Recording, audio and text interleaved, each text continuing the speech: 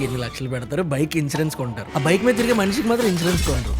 ఇండియాలో medical inflation is around 14%. అంటే kidney transplantation తీసుకుందాం, 2018లో 5 to 8 lakhs అయ్యింది. అదే 2024లో ఇప్పుడు 10 to 15 lakhs అవుతుందంట. అది 2030కి 20 lakhs అయిపోతుందంట. ఇప్పుడు మీరు చెప్పిన కాస్ట్ అన్నీ కూడా ఉన్నాయి చూసారా, అవన్నీ కూడా ఒక యావరేజ్ కాస్ట్. పెద్ద పెద్ద ఐటీ కంపెనీస్ వాళ్ళు ఇచ్చే ఇన్సూరెన్స్ కవర్ ఎంత అంటే 3 lakh rupees. కాకపోతే మీకు యాక్చువల్గా హాస్పిటల్కి వెళ్తే కానీ తెలియదు 3 lakhs ఈజ్ పీనట్స్ అని చెప్పి. ఇన్సూరెన్స్ కంపెనీస్ ఏం చేస్తాయి అంటే కొన్ని హాస్పిటల్స్ని బ్లాక్ లిస్ట్ చేస్తాయి. మీరు ఆ బ్లాక్ లిస్టెడ్ హాస్పిటల్స్ దగ్గరికి వెళ్ళి క్లెయిమ్ తీసుకుంటే ₹1 కూడా ఇన్సూరెన్స్ కంపెనీ ఇవ్వదు. చాలా మంది సూసైడ్ చేసుకుంటారు కదా, వాళ్ళకి ఇన్సూరెన్స్ ఉంటే ఆ సూసైడ్ ఇన్సూరెన్స్ లో కవర్ అవుతుందా? మీరు ఇన్సూరెన్స్ కొన్న తర్వాత సూసైడ్ చేసుకుంటే కవర్ అవ్వదు. ఈ మ్యారేజెస్ మీద ఇన్సూరెన్స్ ఏమైనా ఉందా? జపాన్లో మీకు హార్ట్ బ్రేక్ ఇన్సూరెన్స్ చెప్పి ఒకటి ఉంటుంది అన్నమాట. ఇంకోటి ఏంటంటే వ్యాలంటైన్స్ డే అప్పుడు మీకు జనరల్గా గిఫ్ట్స్ ఇస్తారు కదా, ఎవరు ఇవ్వట్లేదు అనుకోండి, దానికి ఒక ఇన్సూరెన్స్ ఉంది అక్కడ. ఈ గవర్నమెంట్ స్కీమ్స్ కి నార్మల్ మనం తీసుకునే ఇన్సూరెన్స్ లో ఏం డిఫరెన్స్ ఉంటుంది? మీరు ఒక ఊరు నుంచి ఇంకో ఊరు వెళ్ళాలనుకున్నారు అనుకోండి, మీరు ట్రైన్ రిజర్వేషన్ చేయించుకుని వెళ్తారా, జనరల్ కంపార్ట్మెంట్ వెళ్తారు. కూలి పనికి వెళ్ళి ఒక అతను ఉంటాడు, వాళ్ళు సంపాదించేది నెలకి 20,000 30,000. దాంట్లో మళ్ళీ ఇన్సూరెన్స్లు గట్టు ఇది గట్టు అది కంటే వాళ్ళ వల్ల కాదు. ఒకసారి ఇన్సూరెన్స్ వాళ్ళకి కాల్ నెంబర్ వెళ్ళిందని అంటే full spam call sir. Finance minister Nirmala Sitharaman గారు ఒక కామెంట్ చేశారు, Banks should focus on their core banking activities, but not other things like insurances which they don't require. మీరు చూసినట్లు ఏదైనా బిగ్గెస్ట్ ఇన్సూరెన్స్ స్కామ్ ఏదైనా చూసారా? ఇన్సూరెన్స్ చేసేసుకుంటారు, ఒక 4 months తర్వాత యాక్సిడెంటల్ డెత్ అని చెప్పి చూపించేస్తారు. Just fake death certificate, fake accident, fake police records అన్ని బేసిక్గా ఒక ప్రాపర్ ఒక సిండికేట్ లాగా తయారై ఉంటుందండి. రీసెంట్లీ మనం ఒక యాక్సిడెంట్ చూసాం కదా, లైక్ కంపెనీ CEO వోల్వో కార్లోని ట్యాంక్ మొత్తం పడిపోతే మొత్తం ఫ్యామిలీ అంతా ఒకసారి చనిపోయారు. ఇప్పుడు అలాంటి కేసెస్లో ఇన్సూరెన్స్ మన ఏమవుతుంది? ఎలాంటి జాగ్రత్తలు తీసుకోవాలి ఒక ఇన్సూరెన్స్ తీసుకుని? అన్నిటికన్నా ఇంపార్టెంట్ మీరు చూసుకోవాల్సింది, మీలో 90% ఆఫ్ ద పీపుల్ మన పాడ్కాస్ట్ చూస్తున్నారు కానీ సబ్స్క్రైబ్ చేసుకోవట్లేదు. మీ లైక్ అండ్ సబ్స్క్రైబ్ మాకు చాలా మోటివేషన్ ఇస్తుంది ఇంకా మంచి పాడ్కాస్ట్లు చేయడానికి. So please do subscribe for more amazing podcast. ఇండియాలో 48% ఆఫ్ ద మెడికల్ బిల్స్ మన పాకెట్లో నుంచే పే చేస్తున్నాం. దీనికి బిగ్గెస్ట్ రీజన్ మనకి ఇన్సూరెన్స్ మీద అవేర్నెస్ లేకపోవడం. ఎందుకు అవేర్నెస్ లేదంటే హెల్త్ ఇన్సూరెన్స్ చాలా complex topic. Lawyers and policy makers కలిసి ఒక 10 to 15 pages డాక్యుమెంట్ని రెడీ చేస్తారు. అది చదవడం అర్థం చేసుకోవడం మన వల్ల కాని పని. అందుకే మెజారిటీ ఆఫ్ ద పీపుల్కి ఇన్సూరెన్స్ మీద అవేర్నెస్ బిల్డ్ అవ్వట్లేదు. సో ఆ అవేర్నెస్ ని బిల్డ్ చేయడానికి in today's podcast we have Bhanuguram, the co-founder of Ditto and Finshots, a startup backed by Nithin Kamath. ఈ పాడ్కాస్ట్ లో అసలు ఇన్సూరెన్స్ ఎలా తీసుకోవాలి, మనకి మాత్రమే సూట్ అయ్యే ఇన్సూరెన్స్ ని ఎలా పిక్ చేసుకోవాలి, అసలు ఒక ఇన్సూరెన్స్ తీసుకునే ముందు ఆ ఇన్సూరెన్స్ కంపెనీని అడగాల్సిన రైట్ క్వశ్చన్స్ ఏంటి అండ్ తీసుకోవాల్సిన జాగ్రత్తలు ఏంటి. సింపుల్ గా చెప్పాలంటే only podcast to clear all your doubts on health and term insurance. Ditto insurance కోసం చెప్పాలంటే only insurance company with 0 spam calls. So insurance related ఏం డౌట్స్ ఉన్నా కింద డిస్క్రిప్షన్ లో లింక్ క్లిక్ చేసి వాళ్ళకి కాల్ చేసి మీ డౌట్స్ అన్ని క్లియర్ చేసుకోండి. Guess what, it's completely free of cost. Podcast start చేసే ముందు కొంచెం రీసెర్చ్ చేస్తున్నప్పుడు నేను ఒక ఆర్టికల్ చూశాను. లైక్ ఆర్టికల్ చూసి చాలా షాక్ అయ్యాను. లైక్ ఇండియాలో మెడికల్ ఇన్ఫ్లేషన్ ఈజ్ అరౌండ్ 14%. అంటే లైక్ యాంజియోప్లాస్టీ అనే ఒక సెగ్మెంట్ తీసుకుంటే అది 2018లో 1 lakh to 1.5 lakh అయ్యేది దాని కాస్ట్. అదే 2024లో ఇప్పుడు చూసుకుంటే దాని కాస్ట్ అరౌండ్ 3 lakhs అవుతుంది. అదే 2030కి దాని కాస్ట్ 6 to 7 lakhs అయిపోతుంది. At the same time kidney transplantation తీసుకుందాం, 2018లో 5 to 8 lakhs అయ్యేది కిడ్నీ ట్రాన్స్ప్లాంట్ చేసుకోవడానికి. అదే 2024లో ఇప్పుడు 10 to 15 lakhs అవుతుందంట. అది 2030కి 20 lakhs అయిపోతుందంట. ఇంత మెడికల్ ఇంత ఇన్ఫ్లేషన్ ఉంది, బట్ కానీ చాలామందికి దీని మీద లైక్ థాట్ ప్రాసెస్ లేదు. అంటే లైక్ ఈ ఫినాన్షియల్ సెగ్మెంట్లో మెడికల్లో ఇంత ఇన్ఫ్లేషన్ ఉంది, ఈ నాలెడ్జ్ ఎవరికీ లేదు. ఇంత నాలెడ్జ్ లేకపోవడం వాళ్ళకి దేనికి రీజన్ అసలు? అంటే మనకి యాక్చువల్గా అసలు అవసరం రాదు కదా. నేను ఇప్పుడు ఎవ్రీడే నేను పాలు పప్పు కొంటాను కాబట్టి అక్కడ చూస్తాం మనం అక్కడ ఎంత ఇన్ఫ్లేషన్ వచ్చింది, లేకపోతే మీ ఇంటి రెంట్ ఎంత పెడుతుందని చూస్తాం. కానీ మనం రోజు హాస్పిటల్స్కి వెళ్ళాం కాబట్టి మనం దీన్ని పట్టించుకోం. ప్లస్ ఇంకోటి ఏంటంటే మన ఇంట్లో ఎవరన్నా ఒకళ్ళు హాస్పిటలైజ్ అవ్వలేదు అనుకోండి, లెట్ చేస్తే మనం అందరం హెల్దీగా ఉన్నాం. సో మనకు అసలు ఐడియానే ఉండదు అసలు హాస్పిటల్లో ఎంత ఖర్చు ఉంటుంది, లేదా దేనికి ఎంత వస్తుందని చెప్పేసి అసలు ఒక ఐడియా ఉండదు. మీకు సింపుల్ డెంగ్యూ ఒక ఫీవర్ అంతే కదా అది. సో చాలా ఈజీగా ట్రీట్మెంట్ కూడా అయిపోతుంది, ఇంత కాంప్లికేటెడ్ కాదు. నేను 2018లో నాకు డెంగ్యూ వచ్చినప్పుడు అహ్మదాబాద్లో ఒక చిన్న అంటే decent enough hospital, not like మన అపోలో యశోద అంత పెద్ద హాస్పిటల్ కూడా కాదు, ఒక చిన్న హాస్పిటల్కి వెళ్ళి నేను ఒక 1 week అడ్మిట్ అయ్యి ఉంటే నాకు అప్పట్లోనే 60,000 rupees అయింది. 1 weekకి డెంగ్యూకి. సర్జరీ లేదు, ఏమీ లేదు, జస్ట్ ట్రీటింగ్ అంతే. ట్రీటింగ్ అంటే మెడికేషన్, డయట్ అండ్ వాళ్ళు సెలైన్ ఏదైతే పెడతారో అంతవరకే. సో నాకు కూడా తెలియదు అప్పటిదాకా అసలు 60,000 సింపుల్ ఫీవర్ మేనేజ్మెంట్కి అవుతుందా అని చెప్పేసి. ఓకే, సో మనకేంటంటే ఎంతసేపటికి వీటిలో అసలు నాలెడ్జే ఉండదు. మనకి తర్వాత అక్కడికి వెళ్ళిన తర్వాత తెలుస్తుంది. ఇప్పుడు మీరు చెప్పిన కాస్ట్ అన్నీ కూడా ఉన్నాయి చూసారా, అవన్నీ కూడా ఒక యావరేజ్ కాస్ట్. అవును, అంటే ఇప్పుడు హాస్పిటల్స్లో మీకు ఒక చిన్న హాస్పిటల్ దగ్గర నుంచి మీకు ఒక 5 star అంటే అపోలో యశోద అంటే పెద్ద పెద్ద హాస్పిటల్స్ కూడా ఉంటాయి. అదే మీరు ఇవే సేమ్ ట్రీట్మెంట్స్ ఆ పెద్ద హాస్పిటల్కి వెళ్తే సేమ్ కిడ్నీ ట్రాన్స్ప్లాంట్కి మీకు అట్లీస్ట్ 30 lakhs కన్నా తక్కువ అవ్వదు మీకు, ఓకే. అంటే పెద్ద హాస్పిటల్కి వెళ్తే. బేసిక్ ఫినాన్షియల్ మేనేజ్మెంట్ కోసం అందరూ మాట్లాడుతుంటారు. లైక్ మనోళ్ళకి ఫినాన్షియల్ మేనేజ్మెంట్ చిట్టీలు వేసుకోవడం, ఈ కాన్సెప్ట్స్ ఇవన్నీ అందరూ చెప్తుంటారు. కానీ ఈ హెల్త్ సెగ్మెంట్కి వచ్చేసరికి దీంట్లో ఫినాన్సెస్ ఎలా మేనేజ్ చేసుకోవాలి ఎవరు చెప్పరు. మాట్లాడిన వాళ్ళు కూడా చాలా తక్కువ మంది ఉన్నారు. ఈ సెగ్మెంట్ మీరు ఎలా చూస్తారు? ఇది యాక్చువల్గా మనకి అంటే ఫినాన్సెస్ మీద అసలు ఎడ్యుకేషన్ లేదు మనకి. దాని తర్వాత అసలు ఇన్సూరెన్స్ మీద ఇంకా ఎడ్యుకేషన్ చాలా తక్కువ. సో మనం ఇప్పుడు ఎంతసేపటికి ఏంటి, మీరు ఇంత అన్నారు చూసారా, చిట్టీలు వేస్తున్నారని చెప్పి మీరేం చూస్తారు, ఒక దాంట్లో నాకు 10% రిటర్న్ వస్తుంది, ఇంకో దాంట్లో 15% రిటర్న్ వస్తుందని చెప్పి 15% వస్తుంది దానిలో వెళ్తారు. ఎందుకు, మీరు ఇంకొక 5% ఎక్స్ట్రా సంపాదిద్దాము అని చెప్పేసి. ఆబ్వియస్గా మనం అందరం సంపాదించామనుకుంటున్నాం. సపోజ్ మీరు ఇప్పుడు ఒక 10 లక్షలు సేవ్ చేస్తున్నారు అనుకోండి, ఒక 5% డిఫరెన్స్ ఎంత వచ్చింది మీకు? 50,000. అవును, 50,000 డిఫరెన్స్ వచ్చింది. అలా 2 years 3 years చేసుకుంటూ వెళ్ళారు, మొత్తం కలిపితే ఒక 2 lakhs ఎక్స్ట్రా చేయగలిగారు. అదే మీకు ఒక హాస్పిటలైజేషన్ అయితే, అంటే మన దగ్గర ఇన్సూరెన్స్ లేకపోతే అప్పుడేమవుతుంది, 3-4 lakhs బిల్లు వచ్చినా కూడా మీరు ఇన్ని రోజుల్లో సేవ్ చేసిన మనీ మొత్తం పోయింది. దీనికి నేను ఒక రియల్ టైం ఎగ్జాంపుల్ చూసాను. లైక్ నా ఫ్రెండ్ ఒకడు ఉన్నాడు, మా బ్యాచ్లో వాడు కొంచెం ఫినాన్సెస్ మేనేజ్ చేయాలరా, డబ్బులు దాచుకోవాలని మాకు చెప్తుంటాడు. లైక్ వాడు ఏం చేశాడంటే చిట్టీలు కడుతుంటాడు అనమాట. లైక్ వాడు దాచుకున్న డబ్బులంతా చిట్టీలు కడతాడు. లైక్ 3 years చిట్టీలు కట్టాడు. లైక్ మంత్లీ 10,000 చొప్పున ఎంతో చిట్టీలు కడితే అరౌండ్ 4 lakhs సేవ్ చేసుకున్నాడు. కానీ వాడికి అన్ఎక్స్పెక్టెడ్గా ఒక హెల్త్ ప్రాబ్లం వచ్చింది, మొత్తం 3 to 4 lakhs పోయింది. అంటే వాడు 3 years ఏదైతే డిసిప్లిన్డ్గా వాడు సేవ్ చేసుకున్న డబ్బులంతా ఉన్నాయో, జస్ట్ ఒక ఇన్సిడెంట్ వల్ల 1 week స్పాన్ ఆఫ్ టైంలోనే మొత్తం 3 to 4 lakhs పోయాడికి. అదే వాడు ఇన్సూరెన్స్ తీసుకుని ఉంటే ఆ ఫినాన్షియల్ డిసిప్లిన్ వాడు ఎంత దాచుకున్నాడో ఆ డబ్బులు ఏం పోకుండా ఉంది. జస్ట్ ఒక చిన్న ఇన్సిడెంట్ వల్ల మొత్తం డబ్బులన్నీ పోయాయి ఒక్కసారి. అండ్ చాలామంది ఫినాన్షియల్ ఇండిపెండెన్సీ అంటే వెల్త్ మేనేజ్మెంట్ లానే చూస్తారు తప్ప మనీని ప్రొడక్షన్లో చూసుకోరు. అదే ఫినాన్షియల్ మేనేజ్మెంట్కి ఇన్సూరెన్స్ కూడా బిగ్గెస్ట్ డిఫరెన్స్. ప్లస్ ఇంకోటి ఏంటంటే మన మైండ్ సెట్ ఎంతసేపు ఉంటుంది, ఏముంటుందంటే నేను 10 రూపాయలు పెడితే నాకు ఎంత వస్తుందని చెప్పి. సో ఇప్పుడు ఇన్సూరెన్స్లో ఏముంటుంది, జనరల్గా నేను ఒక 10,000 రూపీస్ పెట్టి వాళ్ళు కొంటే నాకు బెనిఫిట్ ఇమీడియట్గా ఏం రావట్లా. అంతెందుకు మా ఫాదర్ కూడా అంతే. నేను మా ఫాదర్కి 2016 నుంచి స్టార్ట్ చేశాను ఇన్సూరెన్స్. సో ప్రతి సంవత్సరం తనకి రెన్యువల్ వచ్చినప్పుడు తన దగ్గరికి మెసేజ్ వెళ్తుంది అనమాట, మీ పాలసీకి 24,000 కట్టారు, 25,000 కట్టారు అని చెప్పి. ప్రతిసారి నాకు అదే ఫోన్ చేసి ఎందుకురా ఇన్సూరెన్స్ నాకేమవుతుంది అని చెప్పి. ఓకే, బట్ తర్వాత 2021లో తన క్యాటరాక్ట్ సర్జరీ చేయాల్సి వస్తే ఒక్కొక్క దానికి 60,000 రూపీస్. సో 1.2 lakh రూపీస్ నాకు ఇన్సూరెన్స్ కంపెనీ వాళ్ళు ఇచ్చేసారు. ఇదేంటి, ఏమి ఇంకా హెల్త్ ఇష్యూ ఎక్కడ అవ్వకుండా ఉంటే. అవును. సో మన మైండ్ సెట్ ఎంతసేపటికి, మా ఫాదర్ అదే అన్నమాట, నువ్వు 4 ఏళ్ళ నుంచి కడుతున్నావురా, ప్రతిసారి 25,000 వేస్ట్ అయిపోయిన డబ్బులు ఎందుకు ఉపయోగం ఉందని చెప్పి. అసలు ఏమి హాస్పిటలైజేషన్ లేకుండానే నాకు 1 lakh నేను కడితే నాకు 1.2 lakhs బెనిఫిట్ ఆల్రెడీ వచ్చింది. అండ్ లైఫ్లో ఎప్పుడు హెల్త్ రిలేటెడ్ ప్రాబ్లం ఏదో మనకు చెప్పేసి రావు కదా. మనం హెల్తీగానే ఉంటాను అనుకుంటాం కానీ హెల్త్ రిలేటెడ్ ప్రాబ్లం ఎప్పుడు మనకు చెప్పేసి రావు. సో అదొకటి కొంచెం అన్ప్రెడిక్టబుల్ థింగే. బైక్ ఇన్సూరెన్స్ సెగ్మెంట్స్ చూస్తే బైక్ ఇన్సూరెన్స్లో ఫస్ట్ పార్టీ ఇన్సూరెన్స్ అని ఒకటి, థర్డ్ పార్టీ ఇన్సూరెన్స్ అని ఒకటి ఉంటుంది. సో ఈ రెండింటికి డిఫరెన్స్ ఏంటి, ఆ కాన్సెప్ట్ ఏంటి అసలు? సో ఫస్ట్ బైక్ దాంట్లో థర్డ్ పార్టీ ఇన్సూరెన్స్ అనేది గవర్నమెంట్ మ్యాండేటరీ చేసింది. ఎందుకంటే మనకి రోడ్ యాక్సిడెంట్స్ అయినప్పుడు అక్కడ ఏమవుతుంది, మీరు వెళ్ళి ఒకరిని కొట్టేశారు సపోజ్, వాళ్ళకి ఒక కాలో చెయ్యో విరిగింది లేదా ఇంకేదైనా అయింది. సో వాళ్ళకి కంపెన్సేషన్ ఎవరు పే చేస్తారు? ఇప్పుడేం లేదు. అక్కడ రోడ్డు మీద మీరు దొరికేస్తే వాళ్ళ ఫ్యామిలీ వాళ్ళు మీ వెనకాల పడి మిమ్మల్ని అడిగి తీసుకోవడం కొట్టేస్తారు. ఒక కొట్టకుండా మీరు బయటకు వెళ్ళినా కూడా తర్వాత ఏంటంటే అది మీ ఇద్దరి మధ్యలో జరిగే ట్రాన్సాక్షన్. ఓకే, సో గవర్నమెంట్ ఏం చేసిందంటే నాకు ఇదంతా వద్దు, మనకి క్లియర్గా థర్డ్ పార్టీ లైబిలిటీ. అంటే నేను బండి డ్రైవ్ చేస్తున్నప్పుడు ఎదుటి వాళ్ళకి ఏదైనా అయితే కనుక వాళ్ళకి వచ్చే ఖర్చు ఏదైతే ఉంటుందో అది మన ఇన్సూరెన్స్ తీసుకోవాలి. సో అందుకని వీళ్ళు మనకి 2014, 15, 16 ఆ టైంలో third party insurance for motor vehicles is mandatory చేశారు. ఓకే, సో ఇప్పుడు దీంట్లో ఏం జరుగుతుందంటే థర్డ్ పార్టీ ఇన్సూరెన్స్లో ఒక బైక్ యాక్సిడెంట్ జరిగినప్పుడు లెట్సే ఎదుటి వాళ్ళకి ఒక కాలో విరిగింది అనుకోండి, ఈ కేసుని కోర్టుకు తీసుకెళ్తారు.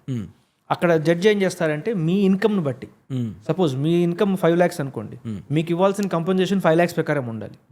ఓకే, లేదు లెట్సే మీరు ఒక ఫార్మర్, సో మీకు కాళ్ళు చేతులు రెండు అన్నిటికన్నా చాలా ఎక్కువ ఇంపార్టెంట్ అక్కడ. ఓకే, సో వాళ్ళకి డిఫరెంట్ కాంపెన్సేషన్ ఉంటుంది.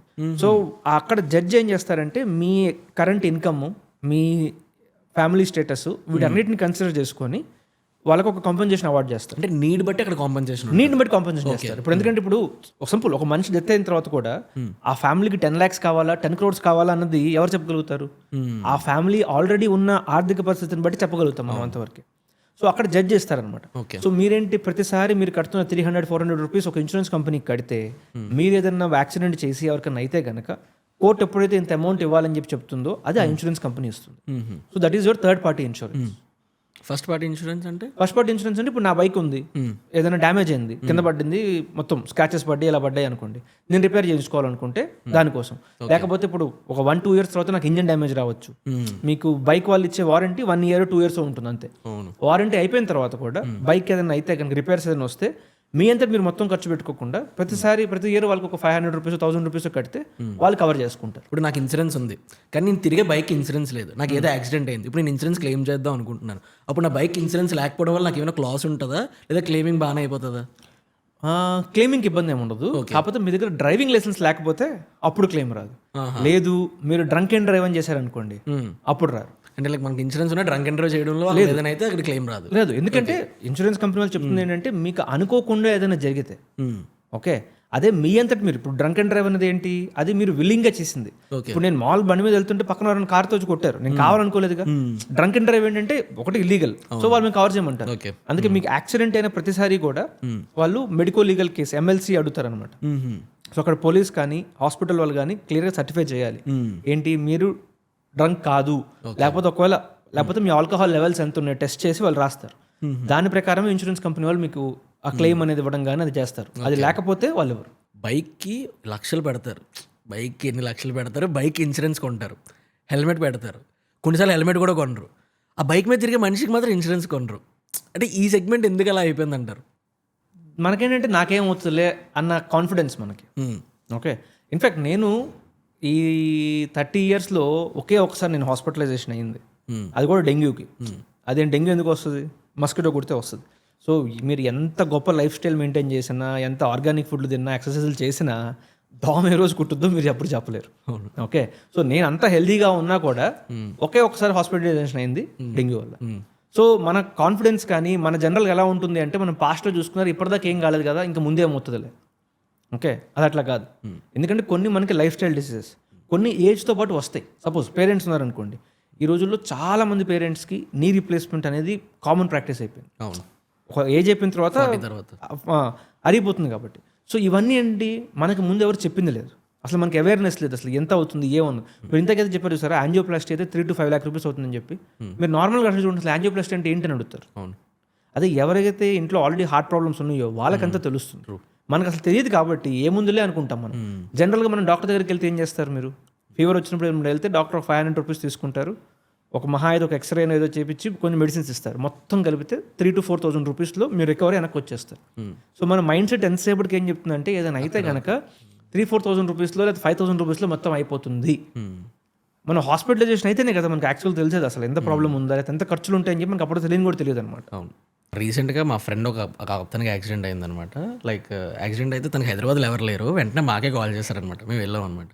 లైక్ అతను అప్పటివరకు బాగానే ఉన్నారు, మేము వెళ్ళేలోపు ఒక గవర్నమెంట్ హాస్పిటల్ ఏదో ఉంది ఇక్కడ హైదరాబాద్లోనే అమీర్పేట దగ్గర, అక్కడ చేయించారు, జస్ట్ నార్మల్ కట్ అయిపోయింది, రెస్ట్ తీసుకోమన్నారు. అతను ఇంటికి వెళ్తున్న కొద్ది కొంచెం పెయిన్ వస్తుంది అని అంటే అక్కడ దగ్గరలో ఉన్న ప్రైవేట్ హాస్పిటల్కి తీసుకెళ్ళాను. నేను హాస్పిటల్ నేను ఏం చేయను, తీసుకెళ్ళాక డాక్టర్ లేరు సండే, తర్వాత డాక్టర్ వచ్చారనమాట. వచ్చిన తర్వాత చూపించిన తర్వాత వెంటనే ఎక్స్రే తీయాలి అది ఇదని అన్నారు. పెయిన్ ఉంది కదా, పడ్డాక ఏదైనా అవుతుంది కదా ఫ్రాక్చర్ అనే కాన్సెప్ట్లో మేము ఎక్స్రే తీపించిన తర్వాత డాక్టర్ అడిగారు అనమాట, ఈ లోపు ఎక్స్రే వచ్చేలోపు గ్యాప్లో ఏం చేస్తారు ఏంటి. అతను ఒక పెద్ద కాలేజ్లో లెక్చరర్ అనమాట. మీ దానికి ఇన్సూరెన్స్ ఉందా అని అడిగారు అనమాట. ఫస్ట్ క్వశ్చన్ ఉంది అని అడిగారు. మనం అడిగితే చెప్తాం కదా ఇన్సూరెన్స్ ఉంది అని అడిగితే ఇన్సూరెన్స్ ఉంది అని అన్నాను అనమాట. ఈ ఇయర్లో ఏమైనా క్లెయిమ్ చేశారా అని అడిగారు. ఇప్పుడు వరకు అయితే ఏం క్లెయిమ్ చేయలేదండి ఏదైనా. వెంటనే రిపోర్ట్ రాగానే దీనికి సర్జరీ చేయాలి, ఆపరేషన్ ఉంటుంది. అప్పటి వరకు పెద్దగా సీరియస్గా డాక్టర్ ఏం మాట్లాడలేదు, అంటే రిపోర్ట్స్ వచ్చాక మాట్లాడదాం అని అన్నారు. వన్స్ రిపోర్ట్స్ రాగానే అతని ఫుల్ భయపించారు. లైక్ మేము కూడా షాక్, బండి మీద నుంచి పడితే సర్జరీ ఏంటి, ప్లేట్స్ ఏంటి, నువ్వు 6 months వరకు చేయి పైకి ఎత్తలేవు, నీకు ఇప్పుడు నార్మల్గా అయితే అది హీల్ కాదు, మినిమం సర్జరీ చేస్తేనే అది హీల్ అవుతుంది అంటే జస్ట్ ఇన్సూరెన్స్ ఉంది అని అనగానే డాక్టర్ అంటే మాట మారిస్తారు. దానికి ముందు వరకు అతను ఏం మాట్లాడలేదు. సో ఎందుకు ఇలాంటి సీన్స్ జరుగుతుంటాయి అసలు? అదే ఉంది బ్యాడ్ బిజినెస్ ప్రాక్టీసెస్ అంతే. ఓకే, అంటే ఇప్పుడు మీరు చూసేది ఏంటి జనరల్గా ఒక మీ పాకెట్ నుంచి కట్టాలి కదా, అప్పుడైతే అమ్మో కట్టగలరో లేదో అని ఆలోచిస్తారు ఎవరైనా కూడా. ఓకే, కొంతమంది ఉంటారు అట్లా డాక్టర్స్ కూడా, మనం అందరం చెప్పలేము మనం. ఇప్పుడు వాళ్ళు చూస్తే ఏంటి ఇన్సూరెన్స్ కంపెనీ మీరు కట్టింది కాదు, మీరు ఆల్రెడీ ప్రీమియం కట్టేశారు, ఎవరో థర్డ్ పార్టీ వాళ్ళు వచ్చి కదా డబ్బులు కట్టేది మీకు, అక్కడ కట్టినివ్వండి పోయేదే ఉంది, కొంచెం డబ్బులు సంపాదించవచ్చు అని చెప్పి. అండ్ ఇంకొకటి మా ఫ్రెండ్ వాళ్ళ ఫాదర్ది కూడా ఒక ఇన్సిడెంట్ అయింది. లైక్ అతనికి నీ రిలేటెడ్ ఏదో సర్జరీ అనమాట, తెలిసిన డాక్టర్ దగ్గర తీసుకెళ్లారు. లైక్ హాస్పిటల్ వాళ్ళకి నోన్ కాదు, డాక్టర్ నోన్ అనమాట. సో డాక్టర్ నూనె ఆ ఇన్సూరెన్స్లో వాడు చెప్పాడు అనమాట, లైక్ ఇన్సూరెన్స్ కంపెనీ నాకు కొంచెం పే చేస్తుందా, ఎంత 20% 25% నేను పే చేయాలి సర్జరీ రిలేటెడ్ ఏదైతే అయ్యిందని చెప్పాడు అనమాట. నేను అక్కడ ఏం చేశారంటే డాక్టర్ వీళ్ళకి తెలియడం వల్ల లైక్ మీరైతే పాకెట్లో నుంచి ₹1 కూడా తీయకుండా నేను మేనేజ్ చేస్తాను, హాస్పిటల్ వాళ్ళు చూసుకుంటారు, మొత్తం వాళ్ళే చేసుకుంటారు అంటే లైక్ ఇన్సూరెన్స్ కంపెనీకి ఎక్స్ట్రా బిల్ వేశారు. సో ఇలాంటి సీన్స్ మీరే చూసారు ముందే? చాలా కామన్. ఓకే. అంటే ఇన్సూరెన్స్ కంపెనీస్ కూడా అంటే ఈ హాస్పిటల్స్ ఎక్స్ట్రా బిల్లింగ్ చేసేస్తాయి. ఓకే. సో ఇన్సూరెన్స్ కంపెనీస్ ఏం చేస్తాయి అంటే ప్రతిసారి కూడా ఆ ఇచ్చిన హాస్పిటల్ అమౌంట్ ఇమీడియట్గా వాళ్ళు అప్రూవ్ చేయరు. ప్లస్ వాళ్ళు ఏంటి చూస్తారు, ఇప్పుడు వాళ్ళకి కూడా తెలుసు కదా, ఇప్పుడు అక్కడ ఇన్సూరెన్స్ కంపెనీస్లో క్లెయిమ్స్ దగ్గర కూర్చున్న వాళ్ళు కూడా డాక్టర్సే. ఒకటే డిఫరెన్స్ ఏంటంటే వాళ్ళు ట్రీటింగ్ డాక్టర్స్ కాదు, వాళ్ళకి ఫుల్ మెడికల్ నాలెడ్జ్ ఉంది. ప్లస్ ఇప్పుడు మీరు ఇందాక హ్యాండ్ సర్జరీ అన్నారు కదా, అదే అలాంటివి కంట్రీలో ఒక థౌజండ్స్ ఆఫ్ సర్జరీస్ జరుగుతూ ఉంటాయి. అవును. సో ఇన్సూరెన్స్ కంపెనీ వాళ్ళ దగ్గర డేటా అంతా వస్తూ ఉంటుంది కదా, సో వాళ్ళు క్లియర్గా చూడగలుగుతారు ఏంటి, ఓకే ఈ సర్జరీకి యూజువల్ కాస్ట్ ఎంత, 1 to 1.5 lakh. బట్ ఈ హాస్పిటల్ వాళ్ళు 2.5 lakhs ఎందుకు ఛార్జ్ చేస్తున్నారు ఎక్స్ట్రా? సో వాళ్ళు ఏం చేస్తారంటే దీని ఇన్వెస్టిగేషన్ అని చెప్పి వాళ్ళు యాక్చువల్గా వచ్చి చెక్ చేస్తారు. ఓకే. ఓకే. యూజువల్గా మొత్తం ప్రాసెస్ అంతా ఆన్లైనే. ఓకే. వాళ్ళకి ఎప్పుడైతే డౌట్ వస్తుందో వాళ్ళు యాక్చువల్గా ఒక మనిషిని పంపించి మొత్తం ప్రాపర్ ఇన్వెస్టిగేషన్ చేస్తారు, అసలు ఎన్ని రోజులు ట్రీట్మెంట్ జరిగింది, ఎందుకు ఇంత ఖర్చు అయింది, ఏంటి, ఇవన్నీ కూడా. వాళ్ళకి ఇంకా మరీ ఫ్రీక్వెంట్గా కనిపిస్తుంది అనుకోండి, ఈ హాస్పిటల్ దగ్గర నుంచి ప్రతిసారి 2.5 lakhsకి బిల్లు వస్తుందని చెప్పి ఇన్సూరెన్స్ కంపెనీస్ ఏం చేస్తాయి అంటే కొన్ని హాస్పిటల్స్ని బ్లాక్ లిస్ట్ చేస్తాయి. ఓకే. సో అంటే మీరు ఆ బ్లాక్ లిస్టెడ్ హాస్పిటల్స్ దగ్గరికి వెళ్ళి క్లెయిమ్ తీసుకుంటే ₹1 కూడా ఇన్సూరెన్స్ కంపెనీ ఇవ్వదు. ఎందుకు అంటే ఇలాంటి ఫ్రాడలెంట్ ప్రాక్టీసెస్ ఆ హాస్పిటల్ చేస్తూ ఉంది కదా అని చెప్పేసి ఇన్సూరెన్స్ కంపెనీస్ వాటిని బ్యాన్ చేసేస్తాయి. మరి నార్మల్ కస్టమర్స్కి ఎవరైతే హాస్పిటల్కి వెళ్తారో వాళ్ళకి సెగ్మెంట్ ఏం తెలియదు కదా, మరి అదేలా? వాళ్ళకేం తెలియదు. అంటే అదే ఇప్పుడు 1-2 కేసెస్లో జరిగినప్పుడు ఎవరికి అర్థం కాదు, ఎందుకంటే ప్రతి సర్జరీ ఎగ్జాక్ట్గా 1.5 lakh రూపీసే అవ్వాలని లేదుగా. ఒక 20,000-20,000 వరకు ఇన్సూరెన్స్ కంపెనీలు కూడా ఫ్లెక్సిబుల్గానే ఉంటాయి. అంత ఎగ్జాక్ట్గా ప్రతి ఒక్కళ్ళు 1 weekలో డిశ్చార్జ్ అయిపోవాలి ఉండదు కదా, ఒక ఎక్స్ట్రా డే ఆఫ్ వచ్చింది అనుకోండి వస్తుంది. ప్లస్ ఇన్సూరెన్స్ కంపెనీస్ కూడా అందుకే డాక్యుమెంట్స్ చాలా క్లియర్గా చూస్తాయి, మేము ఏం కవర్ చేస్తాము ఏమి కవర్ చెయ్యము అని చెప్పి. సో మీరు ఇంతకైతే చూసారా 20% బిల్లు కవర్ అవ్వట్లేదు అని చెప్పి, అది ఎందుకు అంటే మోస్ట్ లైక్లీ తను కన్జ్యూమబుల్స్ కవర్ అని చెప్పి ఒక ఎక్స్ట్రా ఆప్షన్ ఉంటుంది. ఓకే. అది తీసుకోకపోతే మీకు అవి కవర్ అవ్వవు. ఓకే. అదే ఇవాళ వస్తున్న అవన్నీ ఏంటంటే ఒక పాతకాలంలో వచ్చిన ప్లాన్స్ అన్నింటిలో కూడా ఇలా ఉండేవన్నమాట, మేము అది కవర్ చేయం ఇది కవర్ చేయమని చెప్పి చాలా కండిషన్స్ పెట్టేవాళ్ళు. ఓకే. బట్ ఈ రోజుల్లో వస్తున్న ప్లాన్స్లో మీరు కరెక్ట్ ప్లాన్ సెలెక్ట్ చేసుకోగలిగితే కనుక మీ చేతుల నుంచి ₹1 పే చేయాల్సిన అవసరం ఉండదు. ప్లస్ అంటే మీ ప్రొఫైల్ మీ డీటెయిల్స్ అన్ని కరెక్ట్గా ఉండి మీరు కరెక్ట్గా ప్రాసెస్లో చేసుకుంటే మీకు ₹1 కూడా ఇవ్వాల్సిన అవసరం ఉండదు. యాక్చువల్లీ తను ఎంఎన్సీలో వర్క్ చేస్తారనమాట, లైక్ ఎంఎన్సీలో వాళ్ళ కంపెనీ ఇన్సూరెన్స్ ప్రొవైడ్ చేస్తారు కదా, ఆ ఇన్సూరెన్స్లో తీసుకున్నాడు అనమాట. ఇప్పుడు నాకు ఈ సెగ్మెంట్ మనం మాట్లాడుతుంటే నాకు ఏం డౌట్ వచ్చిందంటే, ఇప్పుడు నార్మల్గా ఎంఎన్సీ ప్రొవైడ్ చేసిన ఇన్సూరెన్స్కి జనరల్గా మనం తీసుకునే రెగ్యులర్ ఇన్సూరెన్స్కి డిఫరెన్స్ ఏముంటుంది అసలు? ఒక మెయిన్ డిఫరెన్స్ ఏంటంటే మీరు మీకోసం ఇన్సూరెన్స్ తీసుకున్నప్పుడు మీరు బెస్ట్ ఆఫ్ ద పాలసీ తీసుకుందని ట్రై చేస్తారు. ట్రూ. మీ కంపెనీ ఇస్తున్నప్పుడు ఏంటి, చాలా కంపెనీస్కి అందులో బేసిక్ ఒకటంటే ఇది లీగల్లీ మ్యాండేటెడ్ అనమాట, కంపెనీస్కి ఇవ్వాలని చెప్పేసి ఉంది. ఒక మీ దగ్గర ఎంప్లాయీ స్ట్రెంత్ ఎంతకన్నా పైకి వెళ్తే మీకు ఇన్సూరెన్స్ కూడా మ్యాండేటరీ. సో చాలా కంపెనీస్ ఏం చూస్తాయి అంటే ఇది నాకు ఎక్స్ట్రా ఖర్చు, ₹200 పని అయిపోతుందంటే ₹200 పని అవగొట్టేద్దాం. ఓకే. బేసిక్ ఇవ్వాలి కాబట్టి నేను ఇస్తున్నాను, ఎంత బాగుంది ఎంత బాగాలేదు అని చెప్పి పట్టించుకోరు. మనందరూ ఎంప్లాయీస్ కూడా ఏం చేస్తారు, ఓకే నా కంపెనీ ఇన్సూరెన్స్ ఇస్తుంది కదా అనుకుంటారు. సో చాలా కంపెనీస్ నాకు తెలిసింది పెద్ద పెద్ద ఐటీ కంపెనీస్, ఓకే వాళ్ళు ఇచ్చే ఇన్సూరెన్స్ కవర్ ఎంత అంటే ₹3 lakh. ₹3 lakh ఎంతమందికి, దాంట్లో అదే ₹3 lakh మీరు మీ వైఫ్ 2 పిల్లలు మీ పేరెంట్స్, ఓకే 6 కవర్ చేసుకోవచ్చు. సో మీరేంటి అబ్బా మొత్తం కవర్ చేసేసుకున్నాం కదా అనుకుంటాం, మొత్తం ఫ్యామిలీ అందరికి ఇన్సూరెన్స్ ఉంది అనుకుంటాం. ఎందుకంటే ₹3 lakh is a lot of money. Okay. కాకపోతే మీకు యాక్చువల్గా హాస్పిటల్కి వెళ్తే కానీ తెలియదు 3 lakhs ఈజ్ పీనట్స్ అని చెప్పి. ఓకే. సో మీరు 3 lakhsలో కవర్ ఉంది కదా అని చెప్పి అనుకుంటారు. ఒకటి మీకు అసలు ఉండే కవర్ అమౌంట్ చాలా తక్కువ అమౌంట్ ఇస్తారు. ఓకే. సెకండ్ ఏంటి, కంపెనీస్ ఎప్పుడైతే ప్రీమియం తగ్గించుకొని కట్టాలని చూసుకుంటారో ఇన్సూరెన్స్ కంపెనీ వాళ్ళు ఏం చేస్తారంటే సరే నీకు ₹1,000 బదులు నేను ₹800 ఇస్తాను, కాకపోతే ఏంటి అంటే మీకు హాస్పిటల్కి వెళ్ళిన ప్రతిసారి బిల్లో 20% మీరు పే చేసుకోండి, 80% నేను పే చేస్తాను. సో దీని సింపుల్ ఇన్సూరెన్స్ టర్మ్స్లో ఏమంటారంటే కోపే అంటారు అనమాట. ఓకే. సో 1 lakh బిల్ వస్తే ₹20,000 నేను కట్టాలి, ₹80,000 మీరు కడతారు. మీకున్న టోటల్ కవర్ అమౌంట్ ఎంత, 3 lakhs. మొత్తం హాస్పిటల్ బిల్ వచ్చింది 1 lakh. బట్ అయినా కూడా ఎందుకంటే 20% కోపేమెంట్ క్లాజ్ ఉంది కాబట్టి సో ప్రతిసారి మీరు హాస్పిటల్ అడ్మిట్ అయిన సారి 20% ఆఫ్ ద బిల్ మీరే కట్టుకోవాలి. ఓకే. సో ఈ కార్పొరేట్ ఇన్సూరెన్స్లో ఏంటంటే చాలా 95% ఆఫ్ ద కంపెనీస్ మనకి బయట ఇస్తున్నవి ఏంటంటే just tick in the box, నేను ఇవ్వాలి కాబట్టి మీకు ఇస్తున్నాను. నేను మినిమం రికమెండ్ చేసేది ఏంటి అంటే 10 lakhs అయితే మీకు పక్కా ఉండాలి. ఓకే. ఓకే, ఎందుకంటే ఒక చిన్న యాక్సిడెంట్ అయినా కూడా 5-6 lakhs తక్కువ ట్రీట్మెంట్లో మీకు ఏది రాదు. ఓకే, ఫ్రాక్చర్ కానీ సర్జరీస్ అయినా ఏదైనా కూడా. లేకపోతే ఇప్పుడు ఒక హార్ట్ ట్రీట్మెంట్ చేయాలనుకోండి, మీరు బైపాస్ సర్జరీ చేయాలన్నా ఏది చేయాలన్నా కూడా ఒక డీసెంట్ ఎనఫ్ హాస్పిటల్కి వెళ్తే 3 to 4 lakh rupees కన్నా తక్కువ రాదు. ఇప్పుడు ఫర్ ఎగ్జాంపుల్ చాలామంది ఇన్సూరెన్స్ తీసుకుంటూ ఉంటారు కదా, వాళ్ళకి ప్రాబ్లమ్స్ ఉన్నాయని వాళ్ళకి తెలుసు, వాళ్ళు లాంగ్ టర్మ్లో వాళ్ళకి అవసరం ఉంటుందని చెప్పి ఇన్సూరెన్స్ తీసుకుంటారు. అలాంటి వాళ్ళు ఒక 2-3 ఇన్సూరెన్స్లు తీసుకోవడానికి అవుతుందా? అంటే లైక్ ఒకటే హాస్పిటల్ వెళ్ళి మొత్తం ముగ్గురు దగ్గర క్లెయిమ్ చేసుకోవడానికి? ఒకటే హాస్పిటల్ వెళ్ళి 3-4 చాట్లు క్లెయిమ్ చేయడానికి ఉండదు. ఓకే. ఎందుకంటే ఇన్సూరెన్స్ కంపెనీస్ క్లియర్గా క్వశ్చన్ అడుగుతాయి మిమ్మల్ని, మీరు ఇంకెక్కడన్నా అప్లై చేశారా, ఇంకెక్కడన్నా అప్లై చేయలేదా. మీరు 2 ఇన్సూరెన్స్ తీసుకోవచ్చు, కానీ క్లెయిమ్ మాత్రం ఒకరి దగ్గర. క్లెయిమ్ మాత్రం ఒక దగ్గర తీసుకోవాలి. ఓకే. సపోజ్ లెట్స్ సే మీరు 2 ఇన్సూరెన్స్లు ఉన్నాయి మీ దగ్గర. ఓకే, ఒక ఇన్సూరెన్స్ 5 lakhs, ఇంకొక ఇన్సూరెన్స్ 10 lakhs. మీరు రేపు హాస్పిటలైజేషన్ అయినప్పుడు లెట్స్ సే 12 lakh rupees అయిందనుకోండి. సో అప్పుడు మీరు ఇద్దరిలో డిస్ట్రిబ్యూట్ చేసి తీసుకోవచ్చు. ఫస్ట్ కంపెనీ నాకు మొత్తం 5 lakhs ఇచ్చేసేయండి, బ్యాలెన్స్ 7 lakhs ఏదైతే ఉందో అది నా సెకండ్ ఇన్సూరెన్స్ కంపెనీ ఇస్తుందని చెప్పి ఓకే. అలా కూడా తీసుకోవచ్చు. కాకపోతే ప్రాబ్లం ఏంటి అంటే ఇలా చేస్తే, అంటే మీరు ఎందుకు తీసుకుంటున్నారు 2 ఇన్సూరెన్స్ అసలు? ఫస్ట్ అంటే ఒకటి ఓపెన్ ఇంకోటి ఇస్తాడని చెప్పి, అంతే కదా. అంతే.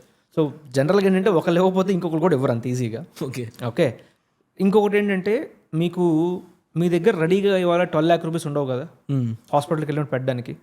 సరే, ఫస్ట్ కంపెనీ మీకు 5 lakhs ఇచ్చేస్తుంది కాబట్టి 5 lakhs వరకు క్యాష్లెస్ అయిపోతే మీకు అవసరం ఉండదు. సో క్యాష్లెస్ ఏంటి అంటే మీరు హాస్పిటల్కి వెళ్ళి మీ డాక్యుమెంట్స్ అన్నీ వాళ్ళకి ఇచ్చేస్తే వాళ్ళు డైరెక్ట్గా ఇన్సూరెన్స్ కంపెనీతో మాట్లాడి చెప్తారు, XYZ సర్జరీ చేస్తున్నాము, ఇంత కాస్ట్ అవుతుంది.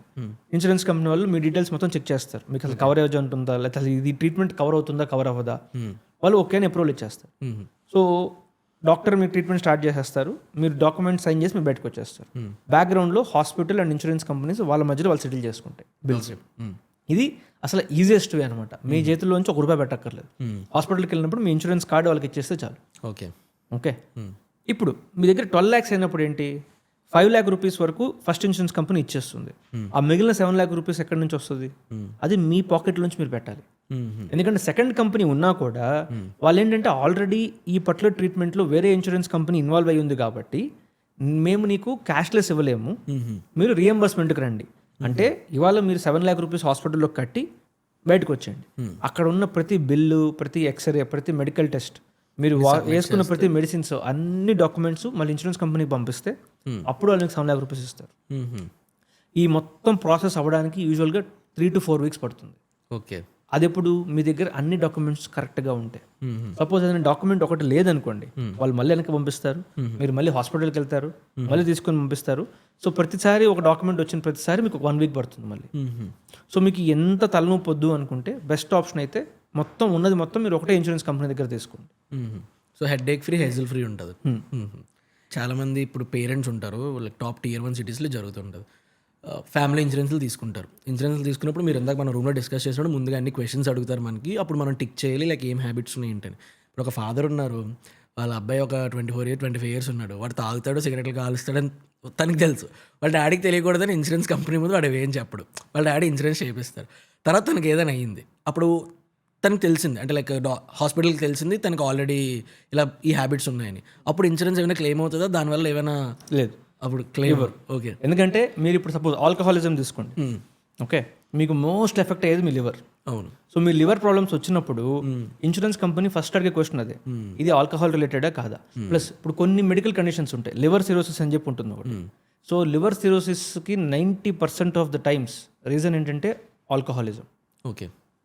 ఓకే, ఓన్లీ ఒక 5 to 10% ఆఫ్ ద కేసెస్లోనే అది జెనెటిక్గా వస్తుంది, లేకపోతే ఇంకేదో వేరే రీజన్స్ వల్ల వస్తుంది. సో మీరు ఎప్పుడైతే లివర్ సిరోసిస్ ట్రీట్మెంట్ కోసం వెళ్తారో ఇన్సూరెన్స్ కంపెనీస్కి కన్ఫర్మ్.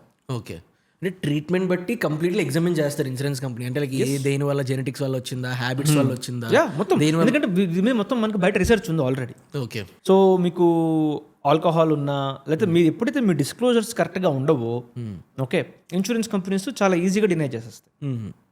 ఇప్పుడు నాకు ఇంకొక పెద్ద డౌట్ ఉంది ఏంటంటే, రీసెంట్గా చహల్ది మ్యారేజ్ దాని కింద తనకి ఎప్పుడైతే డివోర్స్ అయిందో తను ఇప్పుడు 40 crores తనకి పే చేయాలని చెప్పి ఫుల్ న్యూస్ వైరల్ అవుతుంది. ఈవెన్ ప్రీవియస్గా మన హార్దిక్ పాండ్యా చూసుకున్న 70% ఆఫ్ ద నెట్వర్త్ తను రీపే చేయాల్సి వచ్చింది తన వాళ్ళ వైఫ్కి. ఇలా ఈ మ్యారేజెస్ మీద ఇన్సూరెన్స్ ఏమైనా ఉందా? అంటే ఇండియాలో అయితే లేదు, అంటే బయట ఎక్కడైనా ఉందా? బయట మ్యారేజెస్ మీద కాదు, అంటే ఇలాంటి విషయాల మీద తీసుకోవచ్చు అనమాట. సో జపాన్లో మీకు హార్ట్ బ్రేక్ ఇన్సూరెన్స్ చెప్పి ఒకటి ఉంటుంది అనమాట. అంటే మీకు బ్రేకప్ ఏదైనా అయినా, లేకపోతే వాళ్ళు ఇంకోటి ఏంటంటే వ్యాలంటైన్స్ డే అప్పుడు మీకు జనరల్గా గిఫ్ట్స్ ఇస్తారు కదా. అవును. సో మీరేంటి యూఆర్ ఎక్స్పెక్టింగ్కి ఎవరో ఒకళ్ళు వచ్చి మీకు కూడా ఒక గిఫ్ట్ పంపిస్తారని చెప్పేసి. ఓకే, ఎవరు ఇవ్వట్లేదు అనుకోండి, దానికి ఒక ఇన్సూరెన్స్ ఉంది అక్కడ. అదేంటంటే వాళ్ళకి ముందు ఒక మీరు లెట్సే ఒక $10 అలా పే చేస్తే మీకు ఆ రోజు ఎవరు గిఫ్ట్ ఇవ్వకపోతే ఆ కంపెనీ వాళ్ళు మీకు బేసిక్గా చాక్లెట్స్, కేక్, ఫ్లవర్స్ అవి మీకు పంపిస్తారనమాట. So that you don't feel lonely.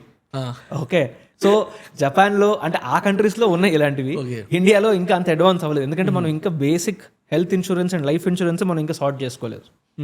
ఇప్పుడు మనం బ్యాంక్ అకౌంట్ తీసుకున్నప్పుడు నామినీ ఎవరైనా అడుగుతారు, ఇన్సూరెన్స్ తీసుకున్నప్పుడు కూడా నామినీ ఎవరైనా అడుగుతారు కదా, ప్రతిదానికి నామినీస్ ఉంటారు కదా. ఇప్పుడు రీసెంట్లీ మనం ఒక యాక్సిడెంట్ చూసాం కదా, లైక్ బెంగళూరు ఎవరో కంపెనీ CEO వోల్వో కార్లోని ట్యాంక్ మొత్తం పడిపోతే మొత్తం ఫ్యామిలీ అంతా ఒకసారి చనిపోయారని. ఇప్పుడు అలాంటి కేసెస్లో మొత్తం ఫ్యామిలీ అందరికి ఇన్సూరెన్స్ ఉంటే మొత్తం ఫ్యామిలీ అంతా చనిపోతే ఆ ఇన్సూరెన్స్ మన ఏమవుతుంది? మీకు ఫస్ట్ అసలు మీ నామినీ ఎవరు అన్నది చూసుకోవాలి. లెట్స్ చేస్తే ఆ ఫ్యామిలీలో వాళ్ళు వాళ్ళ ఫాదర్ను వాళ్ళ మదర్ను పెట్టారనుకోండి, వాళ్ళు ఎలైవ్గా ఉంటే వాళ్ళకి వచ్చేస్తుంది. లెట్స్ చేస్తే మీరు ఎవరైతే నామినీగా పెట్టారో వాళ్ళు లేరనుకోండి, దీని తర్వాత వాళ్ళు ఏం చూస్తారంటే ఒక లీగల్ హైరార్కీ ఉంటుంది, ఫ్యామిలీ హైరార్కీ. ఓకే, సో ఎప్పుడైనా ఈ ఆస్తి పంపకాల దగ్గరకు వచ్చినా ఏది వచ్చినా కూడా ఫస్ట్ రైట్ ఎవరికి ఉంటుంది అన్నది లీగల్ డిసెండెంట్స్ అంటారనమాట. సో ఆ లీగల్ డిసెండెంట్స్లో ఎవరైతే చనిపోయారో వాళ్ళని తీసేసాక మిగిలిన వాళ్ళు ఎవరైతే ఉంటారో ఆ అమౌంట్ వాళ్ళ దగ్గరికి వెళ్తుంది.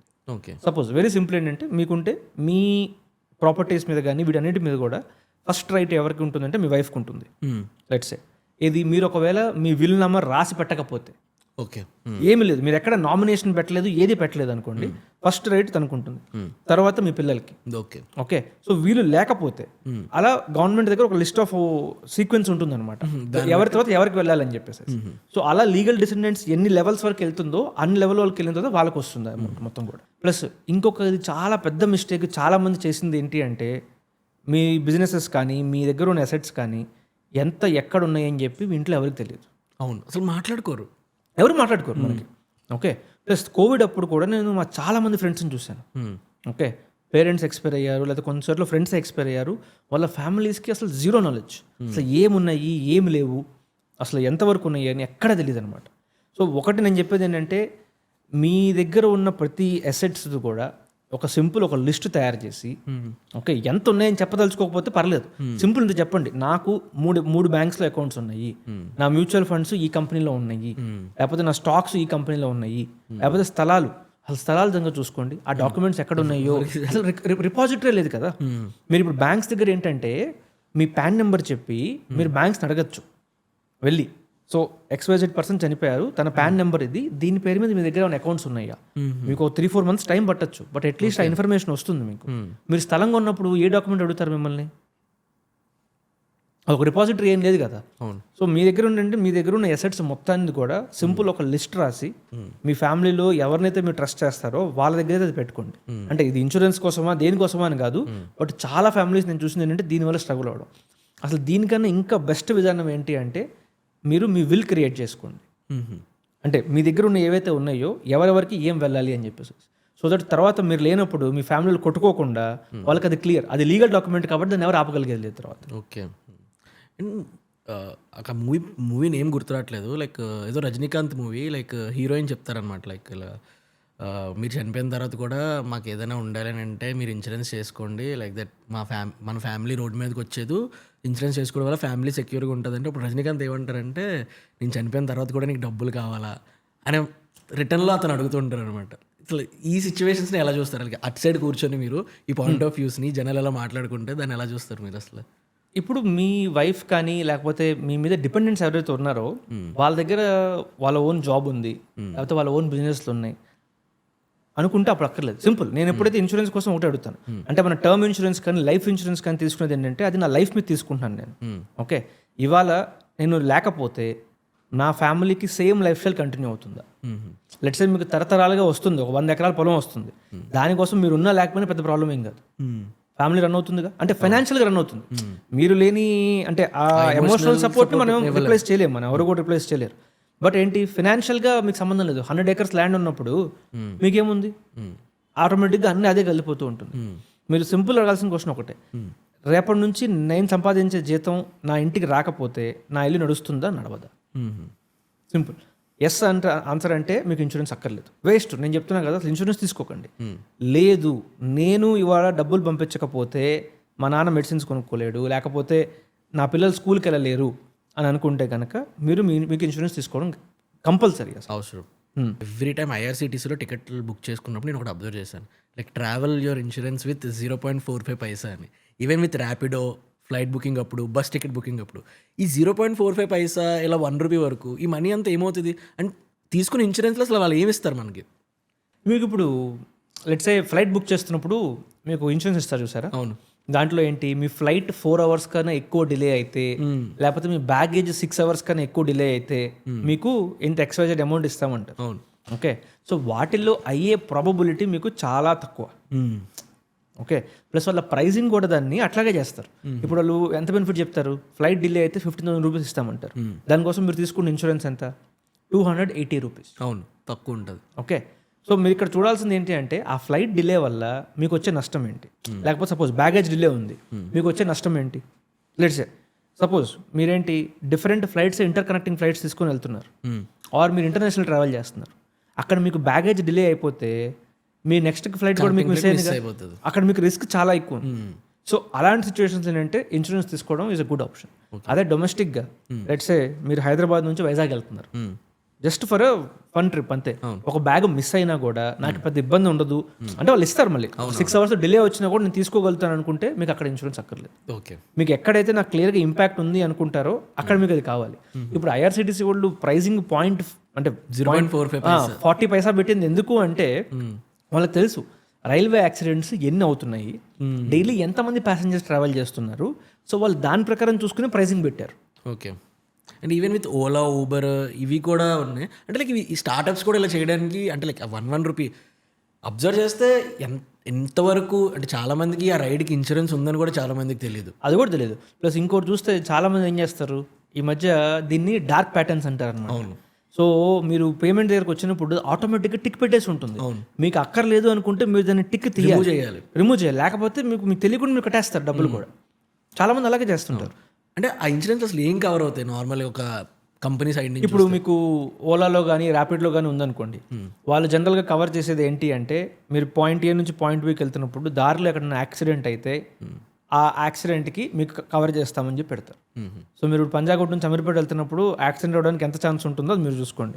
ట్రాఫిక్ కదులుతుందా కదలట్లేదా, అసలు యాక్సిడెంట్ అవుతుందా అవ్వదా అంటే ఇర్రెస్పెక్టివ్ ఆఫ్ మనకున్న ప్రైవేట్ పర్సనల్ ఇన్సూరెన్స్. ఇది వాళ్ళు ఆ పర్టికులర్ రైడ్కి మీకు ఇన్సూరెన్స్ ఇస్తున్నారు. ఓకే, ఆ రైడ్కి అందులో క్లెయిమింగ్ అవన్నీ తర్వాత ఉన్న క్లాసెస్ బట్టి మళ్ళీ ఉంటాయి అవన్నీ కూడా. ఓకే ఓకే, సో చాలా కంపెనీస్ ఇవి చేస్తుంది ఏంటి అంటే ఒక చిన్న సింపుల్ రెవెన్యూ అలా సంపాదించేయచ్చు కదా దీని, ఎందుకంటే ఇది చాలా బిగ్ రెవెన్యూ సోర్స్. ఎందుకంటే చాలా మంది కూడా చూస్తారు కదా 1 రూపీ కదా ఏముంది అని వదిలేస్తారు. నైస్. అండ్ నాకు ఒక బిగ్ డౌట్ ఏంటంటే ఇప్పుడు చాలా మంది సూసైడ్ చేసుకుంటారు కదా, వాళ్ళకి ఇన్సూరెన్స్ ఉంటే ఆ సూసైడ్ ఇన్సూరెన్స్లో కవర్ అవుతుందా? మీరు ఇన్సూరెన్స్ కొన్న తర్వాత ఫస్ట్ 1 ఇయర్లో సూసైడ్ చేసుకుంటే కవర్ అవ్వదు. 1 ఇయర్ తర్వాత సూసైడ్ అయితే కనుక కవర్ అవుతుంది. సో ఒకప్పుడు ఇది కూడా కవర్ చేసేవాళ్ళు కాదనమాట సూసైడ్ అనేది, ఎందుకంటే అది మీరు విల్ఫుల్గా చేస్తున్నారు. సో ఇప్పుడు యాక్సిడెంట్స్ కానివ్వండి, లేకపోతే హార్ట్ అటాక్స్ లాంటివి కానివ్వండి, మీరు విల్ఫుల్గా చేసింది కదా, అది ఎప్పుడైనా రావచ్చు, ఎక్కడి నుంచి రావచ్చు. బట్ సూసైడ్ అనేది ఏంటి, మీరు చాలా డెలిబరేట్గా మీరు ప్లాన్ చేసుకొని చేసింది. సో ఇన్సూరెన్స్ కంపెనీస్ కవర్ చేసేవి కాదు. తర్వాత కొన్ని గవర్నమెంట్ రూలింగ్స్ వీటన్నిటిని పాస్ చేయడం వల్ల వాళ్ళు సింపుల్గా ఏం చెప్పిందంటే ఈ యూజువల్గా సూసైడ్ చేసుకునే వాళ్ళది ఏంటంటే అది ఒక ఇన్స్టింక్టివ్ డెసిషన్ ఉంటుంది, ఇంపల్స్ డెసిషన్. ఎవరు కూడా 2 ఇయర్స్ కోసం నేను సూసైడ్ చేసుకుంటాను అని చెప్పి ప్లాన్ చేయరు. సో అందుకని ఏంటంటే ఫస్ట్ 1 ఇయర్ అయిపోయిన తర్వాత అయితే కనుక అది కూడా కవర్ చేస్తారు. ఎందుకంటే కొన్ని మెడికల్ స్టడీస్ కానీ అది కూడా ఏం చెప్పేది అంటే ఇది కూడా ఒక కండిషన్ లాంటిది. Okay, so after 1 year suicides కూడా కవర్ అవుతాయి. ఇప్పుడు మనం ఏదైనా హాస్పిటల్కి వెళ్తే మొత్తం ఇన్సూరెన్స్ అంతా బ్యాక్ ఎండ్ నుంచి హాస్పిటల్ ఇన్సూరెన్స్ కంపెనీ చూసుకుంటారు. ఇప్పుడు నార్మల్ ఇన్సూరెన్స్ కంపెనీకి హాస్పిటల్ రిలేషన్ ఎలా ఉంటుంది? సో వాళ్ళకి ఏంటంటే వాళ్ళు ఆల్రెడీ కొన్ని రేట్ కాంట్రాక్ట్స్ కూడా పెట్టుకుని ఉంటారు. అంటే ఇప్పుడు లెట్స్ సే మీకు ఒక కామన్ ప్రాసెస్ ఉంది, క్యాటరాక్ట్ సర్జరీ ఉంది. ఓకే, యూజువల్గా కస్టమర్కి ఇస్తే 50,000 రూపీస్ అనుకోండి బిల్లు. బికాజ్ ఇన్సూరెన్స్ కంపెనీ వాళ్ళు కూడా ఏం చెప్తారు, వీఆర్ కాంట్రాక్టింగ్ ఆర్ బికాజ్ నా నెట్వర్క్లో నువ్వు టైఅప్ అయి ఉన్నావు కాబట్టి మీ దగ్గర కూడా చాలామంది కస్టమర్స్ వస్తున్నారు, లేదా బల్క్లో వస్తున్నారు కాబట్టి I will give it you at discount అని చెప్పేసి. సో కొంతమంది అలా డిస్కౌంట్స్లో కూడా తీసుకుంటారు. సో యాక్చువల్గా అయ్యే కాస్ట్ 50,000. మీరు మీ పాకెట్ నుంచి పే చేస్తే 50,000 పే చేసేస్తారు. ఇన్సూరెన్స్ కంపెనీ దగ్గరికి వెళ్ళినప్పుడు ఏంటంటే కొన్నిసార్లు వాళ్ళు 40,000 రూపీస్ తీసుకోవచ్చు. ఇవన్నీ కూడా ఏంటంటే hospital to hospital, insurance company to insurance company వీళ్ళ కాంట్రాక్ట్స్ మీద డెవలప్ అయ్యి ఉంటాయి. బట్ జనరల్గా వీళ్ళకి ఉండేది ఏంటంటే ఒక 15 days పేమెంట్ సైకిల్. మీకు వచ్చే క్లెయిమ్స్ అన్ని రానివ్వండి, నేను అప్రూవ్ చేస్తాను, మీరు ట్రీట్మెంట్ చేస్తారు, అంతా అయిపోతుంది. At the end of 15 days మన ఇద్దరం కూర్చొని మొత్తం టోటల్ అమౌంట్ ఎంత అయిందని చెప్పి చూసుకొని అమౌంట్ ట్రాన్స్ఫర్ చేసుకుంటారు. మీరు చూసినట్లో ఏదైనా బిగ్గెస్ట్ ఇన్సూరెన్స్ స్కామ్ ఏదైనా చూసారా? యా, చాలా చాలా స్కామ్స్ ఉంటాయి. ఏదైనా ఒక ట్రెండ్ చెప్పండి అసలు. మీకు కొన్ని నార్థన్ స్టేట్స్లో మీకు విలేజెస్లో అనమాట, ఓకే, ఏంటంటే ఇన్సూరెన్స్ చేసేసుకుంటారు. ఓకే, ఒక 2 months 3 months 4 months తర్వాత యాక్సిడెంటల్ డెత్ అని చెప్పి చూపించేస్తారు. ఓకే, అక్కడ మనిషి చనిపోలేదు, ఎవరికి ఏమీ కాలేదు, just fake death certificate, just fake death certificate, fake accident, fake police records అన్నీ బేసిక్గా ఒక ప్రాపర్ ఒక సిండికేట్ లాగా తయారై ఉంటుందన్నమాట. సో వాళ్ళు మొత్తం కూర్చొని అసలు వాళ్ళు ఏంటంటే ఎంత సాలిడ్గా క్రియేట్ చేస్తారు అంటే మీకు ఒక్క లూప్ హోల్ కూడా కనిపించదు. ఓకే, సో అలా కొన్ని కోట్లు ఇన్సూరెన్స్ కంపెనీస్ లాసెస్ పెంచుకున్నాయి. ఇప్పుడు ఏం చేసినాయి అంటే ఇన్సూరెన్స్ కంపెనీస్ వచ్చి ఈ పర్టికులర్ పిన్ కోడ్ కానీ ఈ పర్టికులర్ సిటీలో అయితే కనుక మేము ఇన్సూరెన్స్ ఇవ్వము అంటే ఆల్రెడీ ఎక్కువ స్కామ్లు చేయడం ఎక్కువ వాళ్ళకి తెలుసు. అక్కడ ఏంటంటే అక్కడ అలాంటి స్కామ్ సిండికేట్స్ కూర్చొని ఉన్నాయని చెప్పేసి వాళ్ళు ఏమని అంటారు. లేకపోతే ఇంకోటి ఏం చెప్తారు, చాలా రెస్ట్రిక్షన్స్ పెడతారు. మీ ఇన్కమ్ అంటే మీరు అఫీషియల్గా ఫైల్ చేసిన ఇన్కమ్ మినిమం 10 lakhs ఉంటేనే నేను ఇన్సూరెన్స్ ఇస్తాను. ఎందుకంటే వాళ్ళు చూసారు అంతకన్నా తక్కువ ఇన్కమ్లో ఉంటే స్కామ్స్ ఎక్కువ పెరుగుతున్నాయి కదా అని చెప్పి. నేను రీసెంట్గా ఈ పాడ్కాస్ట్ కోసం చెప్పి సెర్చ్ చేస్తాను అనమాట, ఏమైనా స్కామ్స్ ఏమున్నాయి ఎలా ఉన్నాయండి అంటే ఒక లేడీ చూపించారనమాట స్కామ్. లైక్ ఆవిడ ఏం చేస్తుందనంటే ఇన్సూరెన్స్ తీసుకుంటారు, ఆవిడకి ఫ్యామిలీ ఉంది, మళ్ళీ she's a family lady. Insurance తీసుకుంటారు, ఇన్సూరెన్స్ తీసుకున్న తర్వాత ఫేక్ డెత్ సర్టిఫికేట్ చెప్పి వాళ్ళ కొడుకుతో క్లెయిమ్ చేయించుకుంటుంది అనమాట. ఇన్సూరెన్స్ క్లెయిమ్ చేయించుకుంటారు, తర్వాత ఊరు పేరు అన్నీ మార్చేసి మళ్ళీ ఫేక్ సర్టిఫికేట్లు ఫేక్ ఆధార్ కార్డులు అన్నీ క్రియేట్ చేసుకుని అక్కడ మళ్ళీ ఇంకో ఫేక్ సర్టిఫికేట్ అప్పుడు క్లెయిమ్ చేయించుకుంటున్నారు వాళ్ళని. బట్ ఎక్కడో తర్వాత రెండోసారి దొరికిపోయారు అనమాట వాళ్ళు. అప్పుడు రెండోసారి దొరికి చాలా పెద్ద ఇష్యూ అయిందనమాట. అలాంటి ఇన్సూరెన్స్ చదివాను. లేకపోతే అప్పుడు అనిపించింది అనమాట, లైక్ ఇలాంటి స్కామ్లో ఎంతమంది ఉన్నప్పుడు ఇన్సూరెన్స్ కంపెనీల వల్ల అసలు ఇన్సూరెన్స్ కంపెనీ ఎలా ప్రాఫిటబుల్ అవుతాయి, అసలు ఇన్సూరెన్స్ కంపెనీ బిజినెస్ మోడల్ ఎలా ఉంటుందని ఒక పెద్ద క్వశ్చన్ వచ్చింది. అది ఎక్స్ప్లెయిన్ చేయండి. సో ఇన్సూరెన్స్ కంపెనీస్ అందుకేంటంటే వాళ్ళ దగ్గరకు వచ్చే ప్రతి క్లెయిమ్ని కూడా ఇమీడియట్గా పాస్ చేయవు. ఇప్పుడు మనకి చాలామంది కామన్ మనలాంటి వాళ్ళకి చూసేది ఏంటంటే ఇన్సూరెన్స్ కంపెనీ వాళ్ళు క్లెయిమ్ ఇవ్వట్లేదు, లేకపోతే మన ఇన్సూరెన్స్ పాలసీ కొన్నప్పుడు 1/2 hourలో క్లెయిమ్ అప్రూవ్ చేస్తామన్నారు, ఇప్పుడు ఎందుకు 5 hours తీసుకుంటున్నారు, మనం ఇలాంటి క్వశ్చన్లని చాలా అడుగుతూ ఉంటాం. సో వీటన్నిటికీ ఇన్సూరెన్స్ కంపెనీస్ ఎందుకు చేస్తాయి అంటే కొన్ని కేసెస్లో వాళ్ళకి చాలా క్లియర్గా ఉంటుంది. ఓకే, బ్లాక్ అండ్ వైట్గా ఉంటే వాళ్ళకి ఇబ్బంది లేదు ఎక్కడ కూడా. వైట్లో ఉండేది మొత్తం అప్రూవ్ చేసేస్తారు, బ్లాక్లోనే మొత్తం రిజెక్ట్ చేసేస్తారు. బట్ ఈ గ్రే ఏరియాలో ఏవైతే ఉంటాయో చూసారా, వాళ్ళకి అక్కడ డౌట్ వస్తుంది అనమాట, అసలు ఇది నిజమైన క్లెయిమా కాదా ఏంటి అని చెప్పేసి. సో వాళ్ళు వాటన్నిటిలో కూడా ఏంటంటే చాలా డాక్యుమెంట్స్ అడుగుతారు, ఇన్వెస్టిగేషన్స్ రిపోర్ట్స్ అడుగుతారు, లేదా పాస్ట్ మెడికల్ రిపోర్ట్స్ ఉంటాయి మన దగ్గర, అవన్నీ అడుగుతారు. ఓకే, ఇవన్నీ చేసిన తర్వాతే కానీ వాళ్ళు మనకి క్లెయిమ్స్ అప్రూవ్ చేయరు. ఎందుకంటే బ్లాక్ గ్రే వైట్ గ్రే అన్నారు కదా, అంటే బ్లాక్లో ఉన్నవంటే ఎలాంటివి? సపోజ్ ఇప్పుడు మీరు చాలా ఓవర్ వెయిట్ ఉన్నారు, మీరు లైపోసెక్షన్ చేయించుకోవాలనుకుంటున్నారు. సో లైపోసెక్షన్ అనేది యూజువల్గా కవర్ అవ్వదు అన్లెస్ మీ BMI 40 పైన ఉంటే తప్ప. ఓకే, ఇప్పుడు BMI 30 ఉందనుకోండి, అన్హెల్దీ, కొంచెం లావుగా ఉంటారు మీరు. ఓకే, బట్ లైపోసెక్షన్ చేయించుకుందాము అనుకుంటే అది ఇన్సూరెన్స్ పాలసీ సంబంధం లేదు, మీ ఓన్ మనీతో మీరు కవర్ చేసుకోవాలి. సో దానికి let's say gender change treatments ఉంటాయి, ఓకే, లేకపోతే ఇన్ఫర్టిలిటీ ట్రీట్మెంట్స్. సో ఇవన్నీ కూడా ఏంటంటే ఇన్సూరెన్స్ కంపెనీస్ కవర్ చేయవు. అది మీరు మనకి any company any insurance policy తీసుకోండి ఇండియాలో, ఇవన్నీ కవర్ అవ్వవు అనమాట. లేకపోతే ఇప్పుడు సబ్స్టెన్స్ అబ్యూస్, మీరు డ్రగ్స్ తీసుకొని లేకపోతే ఇలాంటివన్నీ చేశారనుకోండి, రీహాబ్కి కాదు, అప్పుడు వచ్చిన ట్రీట్మెంట్కి కూడా. అప్పుడు చాలా కేసెస్లో అంటే ఓవర్డోస్ అయిన కేసెస్లో కూడా చాలా కేసెస్లో కవర్ అవ్వదు మీకు. వాళ్ళు అక్కడ ఇన్సూరెన్స్ కంపెనీస్ క్లియర్గా చూస్తాయి అనమాట. సో ఇవన్నీ కూడా ఏంటంటే కంప్లీట్ బ్లాక్. సో వీటిలో ఎక్కడ మనం అసలు ఎప్పుడు చేయాల్సిన అవసరమే లేదు. ఓకే, నెక్స్ట్ మీకు వైట్ అంటే ఏంటంటే సపోజ్ మీరు ఇప్పుడు డెంగ్యూ కోసం వెళ్ళారు, ఓకే, మీకు 103 ఫీవర్ ఉంది, తర్వాత ప్లేట్లెట్స్ కౌంట్ ఎంత ఉంది, ఇవన్నీ క్రైటీరియా ఫిట్ అయిపోతే వాళ్ళు క్లెయిమ్ అప్రూవ్ చేసేస్తారు. సో ఇవేంటంటే ఈ క్రైటీరియా ఉన్నాయని కూడా ఓకే. ఇప్పుడు మీకు నేను గ్రే ఏరియా అన్నాను చూసారా, గ్రే ఏరియా ఏంటి అంటే సేమ్ డెంగ్యూది ఎగ్జాంపుల్ చెప్తాను. ఫీవర్ 101 ఉంది, ప్లేట్లెట్స్ కౌంట్ 50,000 ఉంది. ఓకే, సో మీకు బ్లడ్ టెస్ట్ చేసినప్పుడు డెంగ్యూ రిపోర్టు పాజిటివ్ వచ్చింది. సో ఈ కేసులో ఇన్సూరెన్స్ కంపెనీస్ జనరల్గా ఏం చెప్తాయి అంటే ప్రతి డెంగ్యూ ట్రీట్మెంట్కి హాస్పిటలైజేషన్ అక్కర్లేదు, కొన్ని ఇంట్లో ఉండి కూడా ట్రీట్మెంట్ అయిపోతాయి with medication and with diet. Okay, అదే మీ temperature 103, platelet count less than 15,000 పడింది అనుకోండి, మీరు హాస్పిటల్లో అండర్ అబ్జర్వేషన్ ఉండాల్సిందే. Okay, or accident case for example, okay, అదే డ్రంక్ అండ్ డ్రైవ్ అనుకోండి, వాళ్ళకి ఎలా తెలుస్తుంది అందుకే వాళ్ళు అక్కడ క్లియర్గా డాక్టర్ని సర్టిఫై చేసి ఇమ్మని అడుగుతారు కి నాకు రాసి ఇవ్వండి, లేకపోతే మీరు ఆల్కహాల్ టెస్ట్ చేశారా చేయలేదా, యాక్సిడెంట్ కేసు కాబట్టి. సో ఇలాంటి గ్రే జోన్లో ఇంకా చాలా ఉంటాయి అనమాట. సో ఇలాంటివన్నీ వచ్చినప్పుడు ఇన్సూరెన్స్ కంపెనీస్ ఏం చేస్తాయి అంటే వాళ్ళు వెళ్ళి ఇన్వెస్టిగేట్ చేస్తారు. సరే మీరు ఇంతకు అన్నారు చూసారా, నా దగ్గర 2 ఇన్సూరెన్స్ పాలసీస్ ఉంటే నేను 2 కవర్ చేయొచ్చా కవర్ చేయకూడదా అని చెప్పి. అలాంటి కేసులో కూడా వాళ్ళకి డౌట్ వచ్చింది అనుకోండి, వాళ్ళు ఇన్వెస్టిగేట్ చేస్తారు. ఎలా డౌట్ వస్తుంది? సపోజ్ మీరు వెళ్ళిన హాస్పిటల్ నెట్వర్క్ హాస్పిటల్. సో ప్రతి ఇన్సూరెన్స్ కంపెనీ దగ్గర వాళ్ళ పార్ట్నర్షిప్స్ ఉంటాయి చాలా హాస్పిటల్స్ తోటి. సో వీటిని ఏమంటారంటే క్యాష్లెస్ నెట్వర్క్ అంటారు. సో మీరు ఈ క్యాష్లెస్ హాస్పిటల్స్కి ఎప్పుడైతే వెళ్తారో మీకు ఇంత చెప్పినట్టు మీ ఇన్సూరెన్స్ డాక్యుమెంట్స్ వాళ్ళకి ఇవ్వండి, హాస్పిటల్ ఇన్సూరెన్స్ కంపెనీ మాట్లాడుకొని అప్రూవల్ తీసుకొని వచ్చి మీకు ట్రీట్మెంట్ చేసేస్తే మీరు మీ జబ్బులోంచి రూపాయి ఇవ్వక్కర్లేదు. ఓకే, మీరు ఇప్పుడు అక్కడ హాస్పిటల్కి వెళ్ళినప్పుడు మీరు ఏం చేశారు, నేను 2 చోట్ల క్లెయిమ్ చేస్తున్నాను కదా అని చెప్పి క్యాష్లెస్ హాస్పిటల్లో ఇన్సూరెన్స్ కంపెనీ 1 దగ్గర క్లెయిమ్ చేసేసారు. వాళ్ళ దగ్గర డాక్యుమెంట్స్ తీసుకొని వచ్చి ఇన్సూరెన్స్ కంపెనీ 2 దగ్గరికి వెళ్తారు. ఓకే, అక్కడ మీరు ఏం చేస్తారు, రీఎంబర్స్మెంట్ అని ఇస్తారు. అక్కడ డాక్యుమెంట్స్ అన్నీ వాళ్ళ వెబ్సైట్లో అప్లోడ్ చేసి అంతా వాళ్ళకి ఇచ్చేస్తే వాళ్ళకి ఇవ్వాలి. వాళ్ళు ఫస్ట్ చెక్ చేసేది ఏంటి, అసలు వీళ్ళు వెళ్ళింది క్యాష్లెస్ హాస్పిటల్. ఓకే, నా దగ్గర అంటే నా ఇన్సూరెన్స్ నుంచి తీసుకోవాలి అనుకున్నా కూడా క్యాష్లెస్తో రావాలి కదా, ఎందుకు రాలేదు? Question number 1. సెకండ్, మీరు చేయించుకున్న ట్రీట్మెంట్ ఎమర్జెన్సీ ట్రీట్మెంటా నార్మల్ ట్రీట్మెంటా? సపోజ్ ఇప్పుడు నీ రీప్లేస్మెంటే ఉందనుకోండి, ఇమ్మీడియట్ సర్జరీ కాదు ఎప్పుడు కూడా, రైట్? ఒక 1 మంత్ ఆగచ్చు, 2 మంత్స్ ఆగచ్చు, ఇది planned surgery. So planned surgery అయినా కూడా వచ్చి ఎందుకు నాకు ఇంటిమేషన్ ఇవ్వలేదు అంటే ఇన్సూరెన్స్ కంపెనీకి ముందుగా చెప్పాలి. అంటే ఇప్పుడు మీకు ప్లాన్ కదా ఆల్రెడీ, మీరు నెక్స్ట్ మంత్ చేద్దామన్నారు డాక్టర్ నీ రీప్లేస్మెంట్, మీకు ఆల్రెడీ తెలుసు కదా, మీరు ఇన్సూరెన్స్ క్లెయిమ్ చేయదలుచుకుని వాళ్ళకి ముందు చెప్పాలి. ప్లస్ ఇన్సూరెన్స్ కంపెనీస్ క్లియర్గా చెప్పేది ఏంటి అంటే ఎమర్జెన్సీ హాస్పిటలైజేషన్ అయితే within 24 hours of the hospitalisation మీరు వాళ్ళకి ఇన్ఫార్మ్ చేయాలి. ప్లాన్డ్ ట్రీట్మెంట్స్ అయితే within 48 hours or 48 hours before the treatment మీరు వాళ్ళకి ఇంటిమేట్ చేయాలి. ఓకే, సో మీరు ఈ 2 చోట్ల ఎప్పుడైతే ఇంటిమేట్ చేయలేదో వాళ్ళు ఏం చేస్తాయి, వాళ్ళ ఆఫీసర్ని ఒకళ్ళని హాస్పిటల్కి పంపిస్తారు.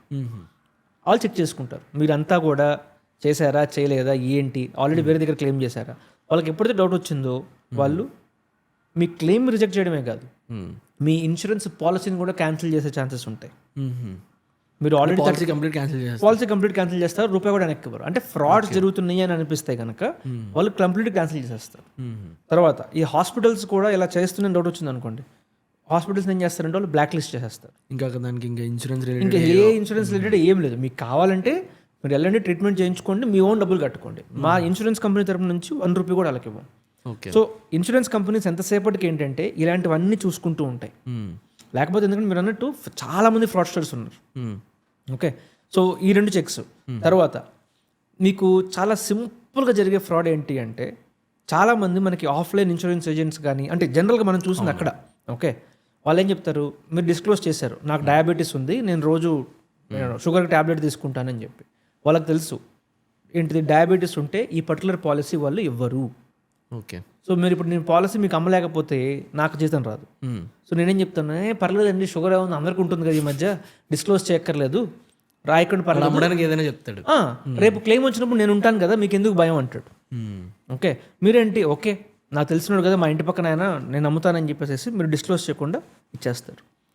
ఇన్సూరెన్స్ కంపెనీ వాళ్ళు చూసేది ఏంటి అక్కడ, రేపు మీరు డాక్టర్ దగ్గరికి వెళ్ళినప్పుడు మీరు ప్రతి పార్ట్ ఆఫ్ ది ఇన్ఫర్మేషన్ చెప్తారు. ఎందుకంటే షుగర్ ఉన్న వాళ్ళకి డాక్టర్ ఇచ్చే ట్రీట్మెంట్ లేని వాళ్ళకి ఇచ్చే ట్రీట్మెంట్ వేరేలాగా డిఫరెంట్ ఉంటుంది. మీకు చిన్నప్పటి నుంచి జరిగిన ప్రతి ప్రాబ్లము చెప్పేస్తారు. ఇదే డాక్యుమెంట్ని హాస్పిటల్ వాళ్ళు ఇన్సూరెన్స్ కంపెనీకి పంపిస్తారు.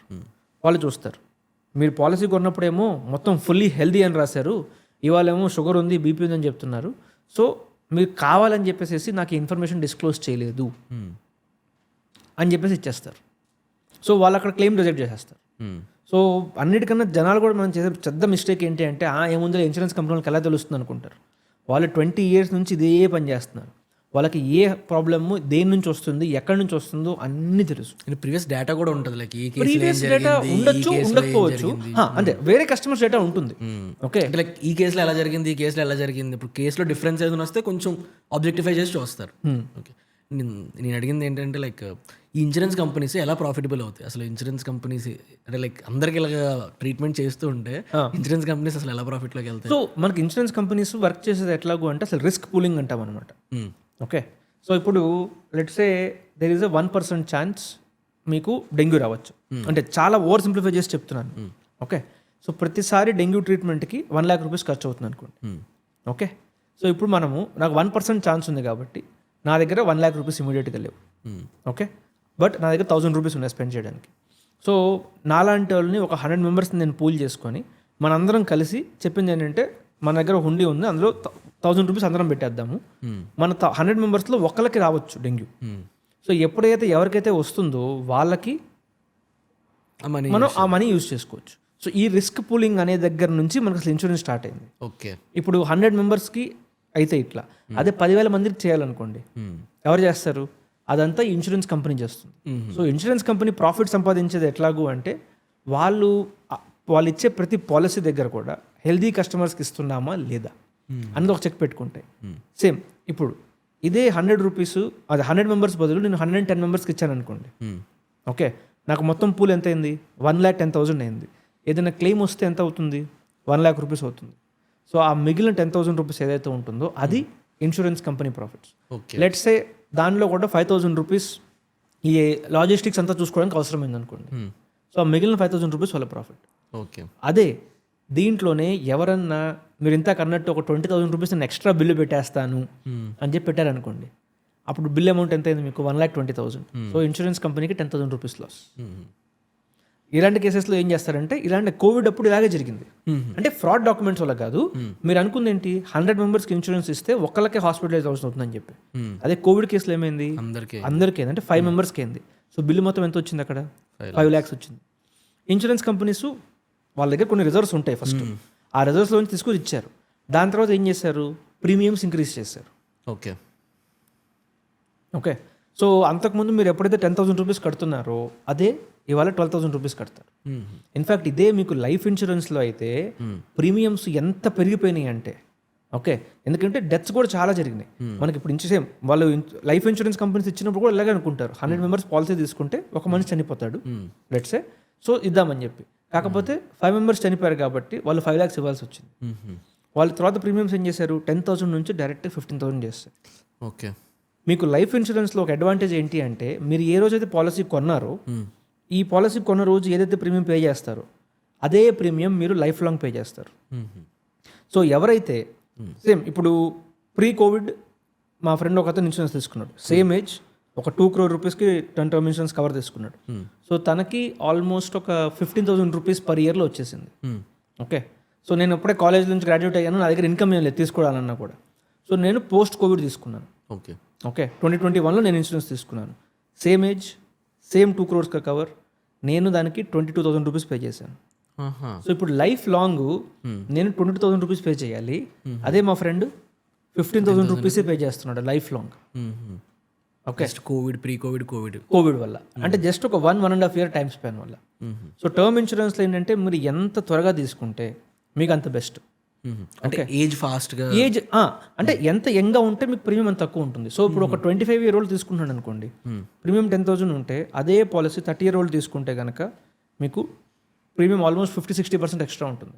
సో మీరు చాలా యంగ్గా ఉన్నప్పుడే ఆ పాలసీ తీసేసుకొని పెట్టేసుకుంటే మీరు లోవర్ ప్రీమియం, తర్వాత ఇలాంటి కోవిడ్ లాంటిది వచ్చినా ఏది వచ్చినా కూడా ప్రతి 2 to 3 yearsలో ఇన్సూరెన్స్ కంపెనీ వాళ్ళు ఒక 20-30% ప్రైసెస్ పెంచుతారు. సో మీరు లోవర్ ప్రైస్ లాకిన్ చేసేసుకుంటున్నారు. అంటే ఎంత ఎర్లీగా తీసుకుంటే మీకు అంత చీప్గా పడుతుంది. ఓకే, అండ్ కోవిడ్ టైంలో ఈ ఇన్సూరెన్స్ కంపెనీస్ ఎలాగా, అంటే లైక్ కోవిడ్ని క్లెయిమ్ చేస్తే డబ్బులు ఇచ్చారా? యా, కోవిడ్, ఎందుకంటే గవర్నమెంట్స్ అండ్ IRDA మన ఇన్సూరెన్స్ రెగ్యులేటర్ ఎవరైతే ఉన్నారో they have been very strict అనమాట. మీరు పక్కాగా అమౌంట్స్ కానీ ఇవన్నీ ఇవ్వాల్సిందే. ఈ కోవిడ్ వల్ల ఇది సడన్గా వచ్చింది కదా అని చెప్పి మీరు అలా ఆపడానికి లేదు. సో ఇన్సూరెన్స్ కంపెనీస్ చాలా కోవిడ్ టైంలో అయితే they went in to losses. దాని తర్వాత వాళ్ళు రీకూప్ చేసుకునేది ఎట్లాగూ అంటే, ఒకటి వాళ్ళ పాస్ట్ సేవింగ్స్ ఉన్నాయి వాళ్ళ దగ్గర, పాస్ట్ ప్రాఫిట్స్ ఏవైతే ఉన్నాయో అవి. ఓకే, తర్వాత ఫ్యూచర్లో వచ్చేటప్పుడు ఏంటంటే ఇంకా ఇప్పటి నుంచి ప్రీమియమ్స్ పెంచేసేసి వాళ్ళు అక్కడ నుంచి సేవ్ చేసుకోగలిగారు. ఎందుకంటే అన్ని డెత్స్ వస్తాయని చెప్పి ఎవరు ఊహించలేదు కదా. అవునవును. అండ్ ఈ ఇన్సూరెన్స్ సెగ్మెంట్లో మనకు బాగా గుర్తొచ్చేది ఏంటంటే, గవర్నమెంట్ ఇన్సూరెన్స్ స్కీమ్స్ ఉంటాయి కదా, లైక్ ఆయుష్మాన్ భారత్, ప్రధాన మంత్రి జన్ యోజన. ఈ గవర్నమెంట్ స్కీమ్స్కి నార్మల్ స్కీమ్స్కి, అంటే లైక్ నార్మల్ మనం తీసుకునే ఇన్సూరెన్స్లో ఏం డిఫరెన్స్ ఉంటుంది? మీకు వెరీ రూడిమెంటరీలో చెప్పాలి అంటే, మీరు ఒక ఊరు నుంచి ఇంకో ఊరు వెళ్ళాలనుకున్నారు అనుకోండి, మీరు ట్రైన్లో రిజర్వేషన్ చేయించుకుని వెళ్తారా, జనరల్ కంపార్ట్మెంట్లో వెళ్తారా? రిజర్వేషన్ చేయించుకుంటారు. అంటే ఒక రకంగా అలాంటి డిఫరెన్స్ అనమాట. జనరల్ కంపార్ట్మెంట్ బోగిలో కూర్చొని కూడా మీరు వెళ్ళొచ్చు, వెళ్ళదలుచుకున్నారా లేదా. ఓకే, సో ఇప్పుడు ఆయుష్మాన్ భారత్ కానీ ఇవన్నీ ఏంటి అంటే, ఎవరైతే అసలు ఇన్సూరెన్స్ కొనుక్కోలేరు, ఓకే, ఇప్పుడు ఒక కూలి పనికి వెళ్ళి ఒక అతను ఉంటాడు, వాళ్ళు సంపాదించేది నెలకి 20,000 30,000, దాంట్లో మళ్ళీ ఇన్సూరెన్స్లు గట్టు ఇది గట్టు అది కంటే వాళ్ళ వల్ల కాదు. సో వాళ్ళకి ఇప్పుడు ఆయుష్మాన్ భారత్ కానీ అంతెందుకు మన ఆంధ్రప్రదేశ్లో ఎప్పటి నుంచో ఉంది కదా ఆరోగ్యశ్రీ, మనకి ఆల్మోస్ట్ ఒక 10-15 ఇయర్స్ ముందు నుంచి నడుస్తుంది. సో ఆరోగ్యశ్రీ దాంట్లో అలాంటి స్కీమ్స్లో కూడా మీకు జరిగేది ఏంటి అంటే ఒక బేసిక్ లెవెల్ ట్రీట్మెంట్ ఏదైతే ఉంటుందో అది ఇస్తారు. ఈవెన్ అందులో కూడా మొత్తం క్లెయిమ్ అది మొత్తం క్లెయిమ్ ఉండదు. ప్లస్ ఇంకోటి ఏంటంటే దాంట్లో కవరేజ్ అయ్యే హాస్పిటల్స్ కానివ్వండి, ఇప్పుడు క్యాటరాక్ట్ చెప్పాను కదా, నార్మల్ క్యాటరాక్ట్ చేయించుకుంటే 50,000 రూపీస్ అవుతుంది. అదే మీరు ఆయుష్మాన్ భారత్ స్కీమ్లో చూసుకుంటే గవర్నమెంట్ దానికి అప్రూవ్ చేసిన రేట్ ఎంత అంటే 8,000 రూపీస్. సో ఆ 8,000 రూపీస్లో మీకు వచ్చే డిఫరెన్స్ ఏంటి? ఒకటి, ఏ హాస్పిటల్కి వెళ్ళాలి, ఎక్కడికి వెళ్ళాలి. తర్వాత మీ క్యాటరాక్ట్ సర్జరీలో అయ్యే ఖర్చు ఎందుకు? మీ కంట్లోంచి ఒక పొరను తీసేసి ఒక లెన్స్ పెట్టేస్తారు లోపల. సో ఆ లెన్స్ ఏ క్వాలిటీది ఉంటుంది. ఓకే, 50,000 రూపీస్ ఏమి వాళ్ళు జస్ట్ చార్జ్ చేయట్లా, మంచి లెన్స్ పెడుతున్నారు కాబట్టి. సో ఎవరైతే అసలు ఎఫోర్డ్ చేయలేరు, ఇప్పుడు బిలో పవర్టీ అని ఉంటారు, వాళ్ళకి ఏది ఉన్నా కూడా స్టిల్ బెటర్ దెన్ నథింగ్ కాబట్టి వాళ్ళకి వస్తుంది. మీరు కూడా నాకు అలాంటి ట్రీట్మెంట్ దొరికినా పర్లేదు అనుకుంటే మీరు వెళ్ళచ్చు.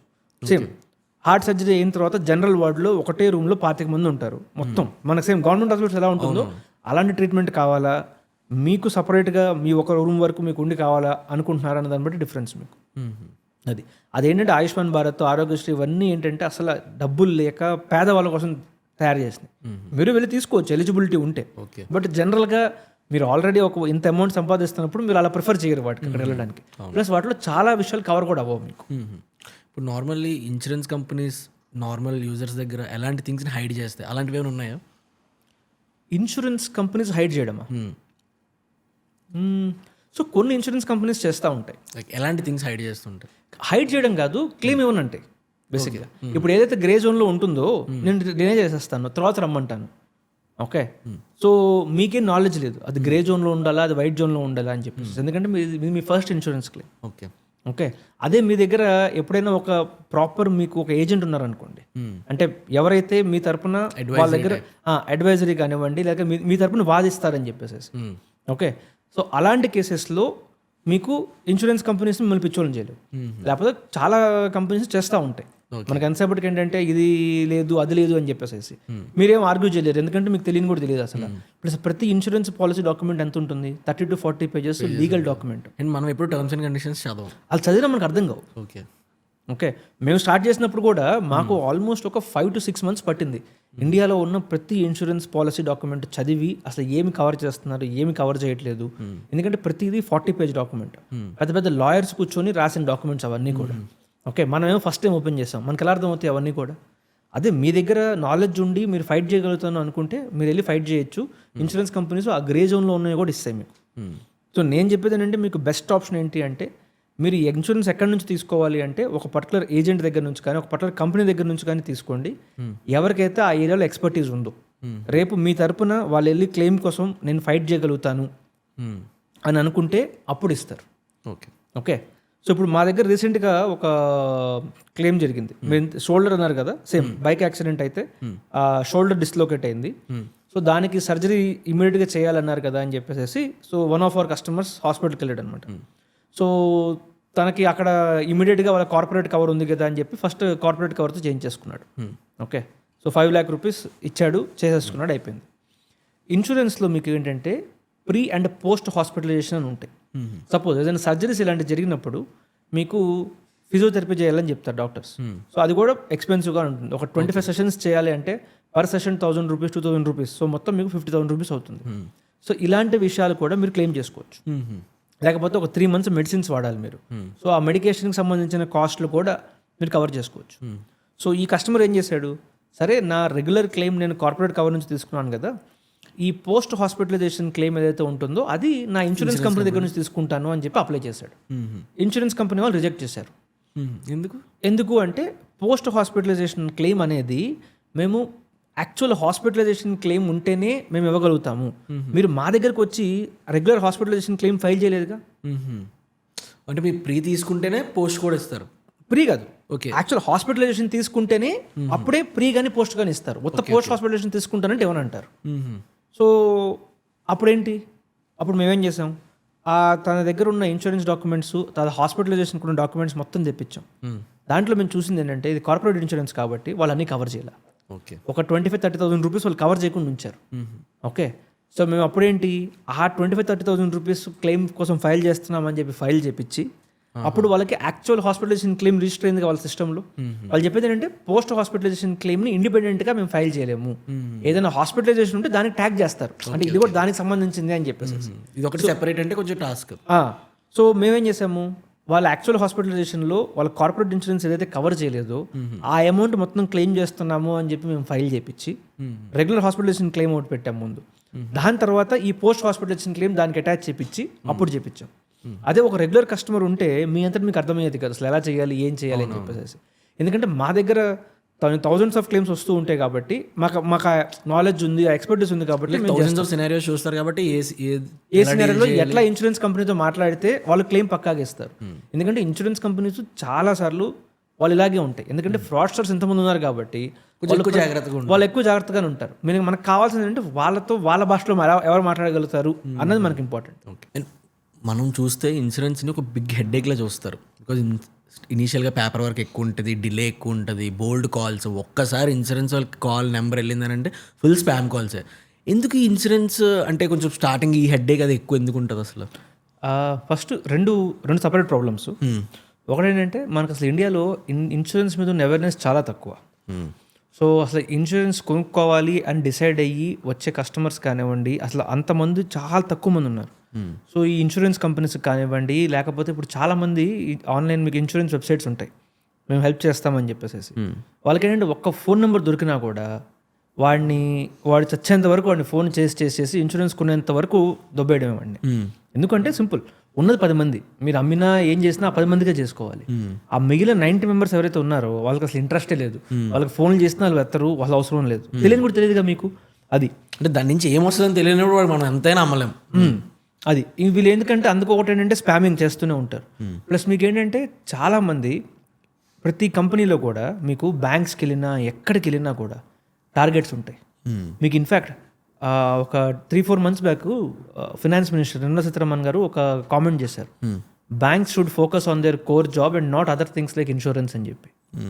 ఓకే, మీకు ఇవాళ బ్యాంక్కి వెళ్ళినా కూడా మీరు ఎనీ బ్రాంచ్ తీసుకోండి, ఒక ప్రైవేట్ బ్రాంచ్, ఓకే, ప్రతి ఒక్కళ్ళకి టార్గెట్ ఉంటుంది, నెలకి 4 ఇన్సూరెన్స్ పాలసీలు అమ్మాలి, 5 అమ్మాలి. అఫీషియల్గా ఎక్కడ ఉండదు, మీరు వాళ్ళతో సైలెంట్గా మాట్లాడితే మీకు తెలుస్తుంది. వాళ్ళ బిహేవియర్తో అర్థమవుతుంది, వాళ్ళ బిహేవియర్తో మీకు అర్థమవుతుంది. అంతే, అది కూడా కాదు, చాలాసార్లు కొన్ని స్కామ్స్లో కూడా, అంటే స్కామ్స్ కాదు బట్ కొన్నిసార్లు నేను చూసింది ఏంటంటే మీకు లోన్ కావాలి, మీరు డెస్పరేట్. ఇప్పుడు వాళ్ళు ఏం చెప్తారు, సార్ ఇన్సూరెన్స్ కూడా తీసుకుంటే నేను ఫాస్ట్గా ప్రాసెస్ చేపిస్తాను సార్ అంటారు. మీకు దిక్కు లేక తీసుకుంటారు, ఎందుకంటే మీకు ఆ లోన్ కావాలి ఇమ్మీడియట్గా. ఓకే, ఇది చాలా కామన్ యూస్ కేస్. సో ఇంకొకటి ఏంటంటే మనకి మిస్ సెల్లింగ్ ఎందుకు వస్తుంది అంటే వన్ రీజన్, ప్రతి ఒక్కరికి వాళ్ళకి టార్గెట్ ఇచ్చినప్పుడు వాళ్ళ ఉద్యోగం ఉంచుకోవాలి, మీది ఏమైపోతే నాకెందుకు, నేను మీకు అది ఒక పాలసీ అంటగట్టేసి వెళ్ళిపోతాను, ఇది ఒక మైండ్ సెట్. సెకండ్, అసలు ఇన్సూరెన్స్ అమ్మే వాళ్ళకి అంత ఎక్కువ నాలెడ్జ్ లేదు. Okay, that is second problem. So మనకి ఎప్పుడైతే ఈ స్పామింగ్ మిస్ సెల్లింగ్ ఉంటాయో, ఎవరైతే అసలు ఇన్సూరెన్స్ కొనుక్కోవాలని చెప్పి కూడా ఆలోచించారో వాళ్ళు వదిలేసి వెళ్ళిపోతారు వెనక్కి, ఈ హెడ్ఏక్ వల్ల. ఓకే, మీకు ఇవాళ ఇండియాలో హార్డ్లీ 1 or 2 కంపెనీస్ ఉంటాయి ఎవరైతే మేము మిస్ సెల్లింగ్ చెయ్యము, లేకపోతే మేము స్పామ్ కాల్ చెయ్యము అని చెప్పేవాళ్ళు ఒకళ్ళు ఇద్దరు ఉంటారు. సింపుల్ ఛాలెంజ్, మీ ఫోన్ నెంబర్ను ఒక ఏదైనా ఇన్సూరెన్స్ అగ్రిగేటర్ వెబ్సైట్లో ఒకసారి పెట్టి చూడండి, మీ ఫోను మోగుతూనే ఉంటుంది ఇంకా. ఓకే, సెకండ్, మీరు అన్నట్టు ఈ మొత్తం ఇంత ప్రాసెస్ ఎందుకు ఇంత కష్టంగా ఉంటుంది ఎందుకు అని చెప్పేసి. సో ఇన్సూరెన్స్ కంపెనీస్ మనకి అంత ఈజీగా కొనుక్కొని ఇస్తే, సపోజ్ మీకు ఇప్పుడు ఒక ఫోన్ కావాలనుకోండి, ఫ్లిప్కార్ట్లో ఇమీడియట్గా కొనేస్తారు, రేపు మార్నింగ్ కల్లా మీకు డెలివరీ అయిపోతుంది, ఆల్ సెట్. ఓకే, ఇన్సూరెన్స్లో ఏంటంటే అసలు వాళ్ళు మీ గురించి డీటెయిల్స్ అడగకుండా ఏం తీసుకోకుండా ఇచ్చేసారనుకోండి. సపోజ్ మా దగ్గర చాలామంది ఎలా వస్తారంటే, next month doctor kidney stone తీయాలన్నారు, నేను ఇవాళ ఇన్సూరెన్స్ తీసుకుంటే నాకు నెక్స్ట్ మంత్ కవర్ చేస్తారా? ఓకే, నేను 10,000 రూపీస్ ఇవాళ కడతాను, దానికి అయ్యే 1 lakh రూపీస్ ఇన్సూరెన్స్ కంపెనీ ఇవ్వాలి, అంటే 90,000 రూపీస్ ప్రాఫిట్ కోసం వెయిట్ చేస్తున్నారు అక్కడ వాళ్ళు. ఓకే, సో ఇన్సూరెన్స్ కంపెనీస్ అలా వచ్చిన వాళ్ళందరికీ ఇచ్చుకుంటూ వెళ్ళిపోయింది అనుకోండి, యాక్చువల్ జెన్యూన్ కస్టమర్స్ ఎవరైతే 5 years నుంచి ఇన్సూరెన్స్ కడుతున్నాడో వాళ్ళకి ఇవ్వడానికి ఉంటుంది మీకు. సో అందుకోసం ఇన్సూరెన్స్ కంపెనీస్ ఏంటంటే ముందు చాలా డీటెయిల్డ్గా క్వశ్చన్స్ అడుగుతాయి. అసలు ఈజీగా ఎనీ ఇన్సూరెన్స్ తీసుకున్నా మీరు 20 to 30 questions తక్కువ ఏ ఇన్సూరెన్స్ కంపెనీ ఇవ్వదు, ఎందుకంటే వాళ్ళకి మీ హెల్త్ గురించి అన్నీ తెలియాలి. అవును. మీరు ఫ్లిప్కార్ట్లో ఐటమ్ కొంటున్నప్పుడు వాళ్ళకి కావాల్సింది ఒకటే, మీ జేబులో డబ్బులు ఉన్నాయా లేవా. వాళ్ళకి ఎందుకు మీకు ఫోన్ వాడడం వచ్చో రాదో వాళ్ళకి అవసరం లేదుగా. ఇన్సూరెన్స్ కంపెనీస్ అట్లా కాదు. మీ హెల్త్ కండిషన్స్, మీ పాస్ట్ హ్యాబిట్స్, మీకు స్మోక్ చేస్తారా, డ్రింక్ చేస్తారా, ఏం చేస్తారు, ఏం చేయరు, వాళ్ళకి ఇన్ఫర్మేషన్ అంతా కావాలి. అదే టర్మ్ ఇన్సూరెన్స్ కోసం వచ్చారనుకోండి, ఈ స్క్రూటినీ ఇంతకన్నా ఎక్కువ ఉంటుంది. ఎందుకంటే మీరు 10,000 రూపాయలు కడితే వాళ్ళు మీకు 1 కోటి రూపాయలు కవర్ ఇస్తున్నారు. ఎన్ని టైమ్స్ అది అసలు మీకు 1000 టైమ్స్. అంటే వాళ్ళు ఎంత రిస్క్ తీసుకుంటున్నారు. సో అందుకోసమే టర్మ్ ఇన్సూరెన్స్లో వాళ్ళ కంపెనీస్ ఏం చేస్తాయి అంటే మీ డాక్యుమెంట్స్ చెక్ చేస్తాయి, మీ పాన్, ఆధార్ కరెక్ట్గా ఉన్నాయా లేవా, మీ శాలరీకి సంబంధించిన డాక్యుమెంట్స్ కరెక్ట్గా ఉన్నాయో చెక్ చేస్తాయి. తర్వాత ఒక వీడియో మెడికల్ సెంటర్, వాళ్ళ డాక్టర్ ఒకళ్ళు మీతో పాటు ఫోన్లోకి వచ్చి క్వశ్చన్స్ అడుగుతారు మిమ్మల్ని అన్నీ కూడా.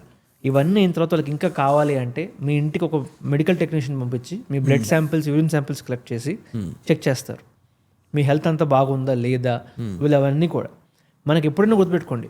మేము కూడా స్టార్టింగ్లో ఏమంటున్నాం అంటే ఈ ఒక్క కంపెనీ, మేము కూడా చాలా ఇన్సూరెన్స్ కంపెనీస్తో పనిచేస్తాం కదా. ఇప్పుడు ఒకళ్ళిద్దరు ఏంటంటే అసలు మనం ఇవాళ పాలసీ అప్లై చేస్తే రేపు పొద్దున్నకలు ఇచ్చేస్తారు. ఒకళ్ళు ఏంటి వారం రోజులు నాకు అది కావాలి, ఇది కావాలి, ఈ క్వశ్చన్ ఆ క్వశ్చన్ అడుగుతూ ఉంటారు. ఫైనల్గా మేము క్లెయిమ్స్ ఎక్స్పీరియన్స్ చూసినప్పుడు ఏ ఇన్సూరెన్స్ కంపెనీ అయితే ఒక 10 క్వశ్చన్లు ఎక్స్ట్రా అడుగుతుందో వాళ్ళు యాక్చువల్గా క్లెయిమ్స్ చాలా ఈజీగా ఇస్తున్నారు. మిగతా వాళ్ళు ఏంటి ఫాస్ట్గా అయిపోతుంది కదా ఇచ్చేస్తారు. చాలా మంది ఫ్రాడ్లెంట్ కస్టమర్స్ వచ్చేస్తారు. ప్లస్ వాళ్ళు రిస్క్ని కరెక్ట్గా చూసుకోరు అనమాట. అలాంటప్పుడు ఏం చేయాలి, మీరు మనీ కలెక్ట్ చేసింది ఒకటేగా, మీ పాకెట్ నుంచి అయితే ఎవరు కదా. సో నేను ఇప్పుడు ఎక్కడైతే నాకు ఎక్స్ట్రా క్లెయిమ్స్ వస్తున్నాయో ఎవరో ఒకరికి నో చెప్పాలి నేను. అదే ఏదైతే ఇన్సూరెన్స్ కంపెనీ ముందే చాలా స్ట్రిక్ట్గా ఉండి అన్ని డాక్యుమెంట్స్ పెట్టుకొని కరెక్ట్గా ఉన్న వాళ్ళకే ఇచ్చారనుకోండి, వాళ్ళ దగ్గరికి వెళ్తున్న వాళ్ళంతా కూడా హెల్దీ కస్టమర్స్, లేకపోతే కరెక్ట్గా ఉన్న కస్టమర్స్. వాళ్ళ దగ్గర నుంచి క్లెయిమ్స్ వచ్చే ఛాన్సెస్ కూడా రిలేటివ్గా తక్కువ ఉంటాయి. సో మీకు ఎప్పుడైతే అవసరం వస్తుందో ఇన్సూరెన్స్ కంపెనీ మీ క్లెయిమ్ ఇవ్వడానికి కూడా రెడీగా ఉంటుంది. సో ప్రాసెస్ లాంగ్గా ఉంది కదా అని చెప్పేసి మనం ఎప్పుడు వెనక్కి రాకూడదు. ప్రాసెస్ లాంగ్గా ఉంది అంటే ఒక రకంగా అది మీకే మంచిది. అండ్ ఇప్పుడు ఇక్కడ మీరు మొత్తం ఈ కన్వర్జేషన్లో నాకు అర్థమైంది ఏంటంటే ఇన్సూరెన్స్ కంపెనీతో ఎప్పుడైనా మాట్లాడినప్పుడు 100% జెన్యూన్ ఉండాలి. అంటే మనం క్లెయిమ్ ఎప్పుడైనా రావాలంటే మనం జెన్యూన్ ఉండాలి. అలా ఇంకా ఏం థింగ్స్ చూసుకోవాలి మనం ఇన్సూరెన్స్ పే చేస్తున్నప్పుడు? మీరు ఫస్ట్ చూసుకోవాల్సింది, సరే మనం ఇప్పుడు హెల్త్ ఇన్సూరెన్స్ మాట్లాడతాం. ఎందుకంటే health insurance and term insurance రెండు చాలా యాక్చువల్లీ నాకు డిఫరెంట్గా ఉంది. ఫస్ట్ మొత్తం ఇది అయిపోయిన తర్వాత మొత్తం కంప్లీట్లీ అంతా ఎక్స్ప్లెయిన్ చేయండి అసలు ఏంటి అసలు ఏ ఇన్సూరెన్స్లు ఏంటని. ఓకే, సో మీరు ఇంత బైక్ ఇన్సూరెన్స్ అన్నారు చూసారా. బైక్ ఇన్సూరెన్స్ ఏంటంటే మీ బైక్ ఏదైనా అయితే అది కవర్ చేస్తుంది. మీ హెల్త్ ఇన్సూరెన్స్ ఏంటంటే మీ హెల్త్కి ఏదైనా అయితే మీరు హాస్పిటల్కి వెళ్ళి సర్జరీ ఏదైనా జరిగినా అలాంటిదైనా కూడా దానికి అయ్యే ఖర్చులు ఏదైతే ఉంటుందో అది చూసుకుంటుంది. లైఫ్ ఇన్సూరెన్స్ ఏంటి అంటే అది మీ ఓన్ లైఫ్కి మీరు ఇన్సూరెన్స్ ఇచ్చుకుంటున్నారు. ఇప్పుడు మీ ఫ్యామిలీలో మీ రెస్పాన్సిబిలిటీ కానీ మీ యూజ్ ఏంటి అక్కడ, ఒకటి ఎమోషనల్ సపోర్ట్ ఇస్తారు. సెకండ్, మీరు సంపాదించే డబ్బులు మీ ఫ్యామిలీ వాడుకుంటుంది. ఇంటికి కట్టే రెంట్, పిల్లలకు కట్టాల్సిన స్కూల్ ఫీజు, మీ ఫాదర్కి కట్టాల్సిన మెడిసిన్స్ బిల్లు, ఇవన్నీ కూడా మీరు చూసుకుంటున్నారు. రేపు మీరు లేకపోతే మీరు నెలకి ₹1,00,000 తీసుకొస్తున్నారు ఎవ్రీ మంత్. ఆ డబ్బులు ఎక్కడి నుంచి వస్తాయి? మనం టర్మ్ ఇన్సూరెన్స్తో కానివ్వండి, లైఫ్ ఇన్సూరెన్స్తో కానీ మనం చేయదలుచుకున్నది ఏంటి అంటే మీరు లేని టైంలో కూడా మీ ఫ్యామిలీకి అదే ₹1,00,000 వచ్చేసేటట్టు చూసుకోవడం. టర్మ్ ఆర్ లైఫ్ అంటే రెండు ఒకటే. అంటే లైఫ్ ఇన్సూరెన్స్ అనేది చాలా బ్రాడ్ కాన్సెప్ట్. దాంట్లోపల టర్మ్ ఇన్సూరెన్స్ అనేది మనకి ఈ డెత్ బెనిఫిట్స్ ఇవన్నీ కవర్ చేస్తూ ఉంటుంది అనమాట. సో లైఫ్ ఇన్సూరెన్స్లో మీకు యులిప్స్ అని చెప్పి, సేవింగ్స్ ప్లాన్స్ అని చెప్పి, ఎండోమెంట్ ప్లాన్స్ అని చెప్పి ఇంకా చాలా రకరకాలుగా ఉంటాయి అనమాట. వాటిల్లో ఏంటి అంటే మీకు రిటర్న్స్ కానివ్వండి, బెనిఫిట్ కానీ అంత ఎక్కువ ఉంటుంది అనమాట లైఫ్లో. మిగతా life insurance products. Term insurance ప్రోడక్ట్లో ఏంటి అంటే మీకు ఏదైనా అయితే కనుక మీకు ఇమీడియట్గా ఇన్సూరెన్స్ కంపెనీ వాళ్ళు 2 crores కానీ 3 crores కానీ మీకు అమౌంట్ ఇచ్చేస్తాయి. సపోజ్ లెట్సే ఇప్పుడు మీ సినారియోని తీసుకోండి. మీరు నెలకి ఎంత ఖర్చు పెడతారు అంటే మీ ఫ్యామిలీకి? లెట్సే అంటే మీరు బయట పబ్బులకి తిరిగేది అవన్నీ కాదు, ఇన్ జనరల్. సరే, మీ మీద మినిమం మీ ఫ్యామిలీకి కావాల్సిన డిపెండెన్స్ ఎంత? సింపుల్, మీ అద్దెలు ఎంత, మీ పేరెంట్స్కి మీరు ఏదైనా ఖర్చులు పెడుతుంటే అవి ఎంత, లేదా వాళ్ళ ఫుడ్కి వాళ్ళ మెడిసిన్స్ సంబంధించిన మొత్తం ఎంత అవుతాయి సుమారు? నన్ను అడుగుతున్నారు. యాక్చువల్లీ నేనైతే మా ఫ్యామిలీని ఇంకా నేను టేక్ కేర్ చేసుకోవట్లేదు. మా డాడీ అంత ఛాన్స్ లేదు. ఓకే, సరే, నిన్ను చూసుకోరా చాలా చెప్పారు. ఓకే, సరే, సపోజ్ మీరు లెట్సే 50,000 ఉందనుకోండి. ఓకే, ఇవాళ కాకపోతే మీకు ఒక 5 yearsలో మ్యారేజ్, పిల్లలు అంతా అయిపోయిన తర్వాత మీ ఓన్ మీరు చూసుకోవాల్సి వస్తుంది. మీరు నెలకి ఒక ₹50,000 ఖర్చు పెడుతున్నారు అంటే మీకు సంవత్సరానికి ఎంత కావాలి? 6 లక్షలు కావాలి కనీసం. ఓకే, మీకు ఏదైనా అయితే ఈ డబ్బులు ఎక్కడి నుంచి వస్తాయి? అవును, సడన్గా ఆగిపోతుంది మొత్తం అంతా అయిపోతుంది. మీ వైఫ్కి జాబ్ ఉందో లేదో తెలియదు, అండ్ ఉన్న ఆ ఖర్చులు సరిపడుతుందో అంత తెలియదు. లెట్స్ సే లేదనుకోండి ఒకవేళ. సో మీకు సంవత్సరానికి ₹6,00,000 కావాలి అంటే ఎలా? నో, ₹50,000కి లెట్స్ సే మీరు తీసుకున్న ఇన్సూరెన్స్ పాలసీ మీకు ఒక ₹2 crore ఇస్తుంది అనుకోండి. ఓకే, సో 2 crores-ని మీ ఫ్యామిలీ డైరెక్ట్ తీసుకెళ్ళి ఫిక్స్డ్ డిపాజిట్లో పెట్టింది. ఇంకా అదే బ్రెయిన్ వాడక్కర్లేదు ఎక్కడ కూడా మనం. వాళ్ళకి తెలిస్తే చేసుకోవచ్చు, తెలియకపోయినా కూడా plain and simple fixed deposit చేయడం అనేది ప్రతి ఒక్కరికి తెలిసింది. మీరు 2 crore rupees ఫిక్స్డ్ డిపాజిట్ చేస్తే 6% ఇంట్రెస్ట్ చెప్పండి మీకు బ్యాంక్ ఎంత ఇస్తుంది? 12 lakh rupees ఇస్తుంది. దాంట్లో కూడా మళ్ళీ గవర్నమెంట్ ట్యాక్సెస్ అన్ని కట్ అయిన తర్వాత కూడా మీ ఫ్యామిలీకి 10 lakhs per year వస్తుంది. ఇవాళ మీ ఎక్స్పెన్సెస్ 6 lakhs. అయ్యో నాకు 10 lakhs ఎందుకు ఎక్స్ట్రా అనుకుంటున్నారు. ఇవాళ ఉన్న 6 lakhs నెక్స్ట్ ఎంత అవుతుంది? ఇన్ఫ్లేషన్ సింపుల్ 6%, 7% ఇన్ఫ్లేషన్ తీసుకున్నా కూడా 6 lakhs, 6.5 lakhs, 6.5 lakhs next year 7 అలా పెరుగుతూ వెళ్తూ ఉంటుంది. ఓకే, సో మీరు ఇవాళ 50,000 rupees ఎక్స్పెన్సెస్ ఉన్నాయి అనుకుంటే, అంటే ఇది నేను చాలా బ్లైండ్గా వెళ్ళిపోయాలని చెప్తున్నాను మీకు. ఫర్ ఎవ్రీ 50,000 rupees మీకున్న ఎక్స్పెన్స్కి మీరు 2 crores ఆఫ్ కవర్ అనేది మినిమం తీసుకోవాలి. ఎందుకంటే ఆ 2 crores ఉంటేనే మీ ఫ్యామిలీకి దాని మీద వచ్చే డబ్బులతోటి వాళ్ళు ముందుకు వెళ్ళగలుగుతారు. ఓకే, ఎందుకంటే మీ మీద మీ ఫ్యామిలీ ఎప్పటిదాకా డిపెండ్ అయి ఉంటుంది? మీ పిల్లలు వాళ్ళ ఏజ్కి వచ్చి వాళ్ళు ఇండిపెండెంట్ అయ్యేంత వరకు మీ ఫ్యామిలీ డిపెండ్ అయి ఉంటుంది. ఓకే, సో అంటే మినిమం నెక్స్ట్ 25 years మీ ఫ్యామిలీ మీ మీద డిపెండ్ అయి ఉంటుంది. ప్లస్ మీ వైఫ్ అంతకన్నా ఇంకెక్కువ డిపెండ్ అయి ఉండొచ్చు. మీరు 25 years దగ్గర కూడా అనుకుంటుంది ఏంటి అంటే, మీరు లేకపోయినా 25 years తర్వాత మీ పిల్లలకి ఉద్యోగాలు వచ్చేస్తే మీ పిల్లలు మీ వైఫ్ని అంటే చూసుకుంటున్నారు అంతా కూడా అనుకుంటున్నారు కాబట్టి. సో నెక్స్ట్ 25 years వరకు మీకు ఎక్స్పెన్సెస్ అన్నీ కవర్ అవ్వాలి. అండ్ మీరు దీంట్లో ఇన్ఫ్లేషన్ అకౌంట్ చేయాలి. ఓకే, ఇన్ఫ్లేషన్ ఖర్చులు ఎలా పెరుగుతున్నాయో అందరికి తెలిసింది. ఓకే, ఈ ఇయర్ 6 lakhs అయితే ఇది ఏదైతే మనం 6 lakhs ఖర్చు పెట్టాల్సి వచ్చిందో నెక్స్ట్ ఇయర్ 6.5, 7 అలా ఇన్ఫ్లేషన్ పెరుగుతూనే ఉంటుంది. సో మీరు ఈ ఫ్యాక్టర్స్ అన్ని కన్సిడర్ చేసుకొని ఒక కరెక్ట్ టర్మ్ ఇన్సూరెన్స్ తీసుకుంటే మీకు ఏ రోజు ఏదైనా అవ్వచ్చు, యాక్సిడెంట్ అవ్వచ్చు, ఏదైనా అయిపోవచ్చు. ఆ 2 crores వచ్చింది అనుకోండి మీ ఫ్యామిలీ సేఫ్. సో మీకు ఫైనాన్షియల్ రిప్లేస్మెంట్ ఏదైతే ఉంటుందో అది టర్మ్ ఇన్సూరెన్స్. సో ఇప్పుడు మీరు వెనక్కి వెళ్ళి చూసుకోండి, లేదు నా దగ్గర చాలా ఆస్తుంది, నాకు 10 కోట్లు ఆల్రెడీ ఆస్తుంది, నేను లేకపోయినా నాకు పెద్ద ఇబ్బంది లేదనుకోండి, అక్కడ అవసరం లేదు. మీరు అది కాదు, నా దగ్గర వెనక మనకేంటి నాకు ఇల్లు ఉంది కదా అనుకుంటాం, ఇల్లు అమ్మేస్తారా? అంత ఈజీగా ఇల్లు ఎవరు అమ్మని వరమంది. అంటే వేరే ఇల్లు కొనుక్కుంటానంటే అమ్మనిస్తారు, కానీ అసలు పరిస్థితులు బాగాలేక ఇల్లు అమ్ముకోవడం అనేది వర్స్ట్ సిచ్యువేషన్. ఓకే, సో నేను మీకు చెప్పేది ఏంటంటే, మీ దగ్గర ఎంత కవర్ అయితే మీరు తీసుకోగలుగుతారో అంత తీసుకొని పెట్టండి. ఓకే, ఎందుకంటే రేపు మీ ఫ్యామిలీకి ఒక 10 లక్షలు మీరు ఎక్స్ట్రా ఇచ్చెళ్తే తప్పులేదు. అదే ఇవ్వకుండా వచ్చారనుకోండి పెద్ద డిఫరెన్స్ వస్తుంది. ఎందుకంటే నేను ఇది ఒక చిన్న ఎగ్జాంపుల్ నా స్కూల్ లైఫ్లోనే చూశాను. ఓకే, నా స్కూల్లో నాతో పాటు చదువుతున్న ఒక అబ్బాయి 10th క్లాస్లో వాళ్ళ ఫాదర్కి యాక్సిడెంట్ అయి చనిపోయారు. అప్పటిదాకా మా ఇద్దరికి almost same level of marks అన్నీ సేమ్ వచ్చేవి. ఓకే, సో వాళ్ళకి ఇంకా ఫ్యామిలీలో ఎవరు సపోర్ట్ చేయడానికి లేదు, వెనకాల పెద్ద ఆస్తులు లేవు, ఏమీ లేవు. సో తను మనకి జేఈ కోచింగ్ కోసం లోకల్ అక్కడ గుంటూరులో లోకల్ కాలేజ్కి వెళ్ళాడు. ఓకే, బికాజ్ నా పేరెంట్స్ నాకు ఎఫోర్డ్ చేయగలిగి డబ్బులు పెట్టగలిగారు కాబట్టి నేను ఒక మంచి కాలేజ్కి వెళ్ళగలిగాను. దాని రెండింటిలో డిఫరెన్స్ ఏంటి అంటే, నేను ఇవాళ ఐఐటీకి వెళ్ళగలిగాను, తను ఒక లోకల్ ఇంజనీరింగ్ కాలేజ్లోనే ఎక్కడో చదువుకొని ఎక్కడో ఉన్నాడు. ఓకే, అంటే తన దగ్గర అవకాశం కూడా లేదు. తను నాకెంత తెలివి ఉందో తను కూడా అంత తెలివి ఉంది, కాకపోతే డబ్బులు లేవు ఎక్కడ కూడా. ఏం చేస్తాడు ఇంకా? అక్కడ ఉన్న 10-15,000 రూపీస్లో ఎక్కడ ఏ కోచింగ్ అయితే వస్తుందో అదే కోచింగ్ తీసుకుని అక్కడికి వెళ్ళిపోయాడు. సో మీ ఫ్యామిలీకి మీరు అంటే ఇలాంటి పరిస్థితులు ఎప్పుడు రాకూడదు. అవును, ప్రికాషన్స్ తీసుకోవడం చాలా మంచిది. బికాజ్ ఒక్క సిచ్యువేషన్ చాలు మొత్తం ఫ్యామిలీ లైఫ్ని.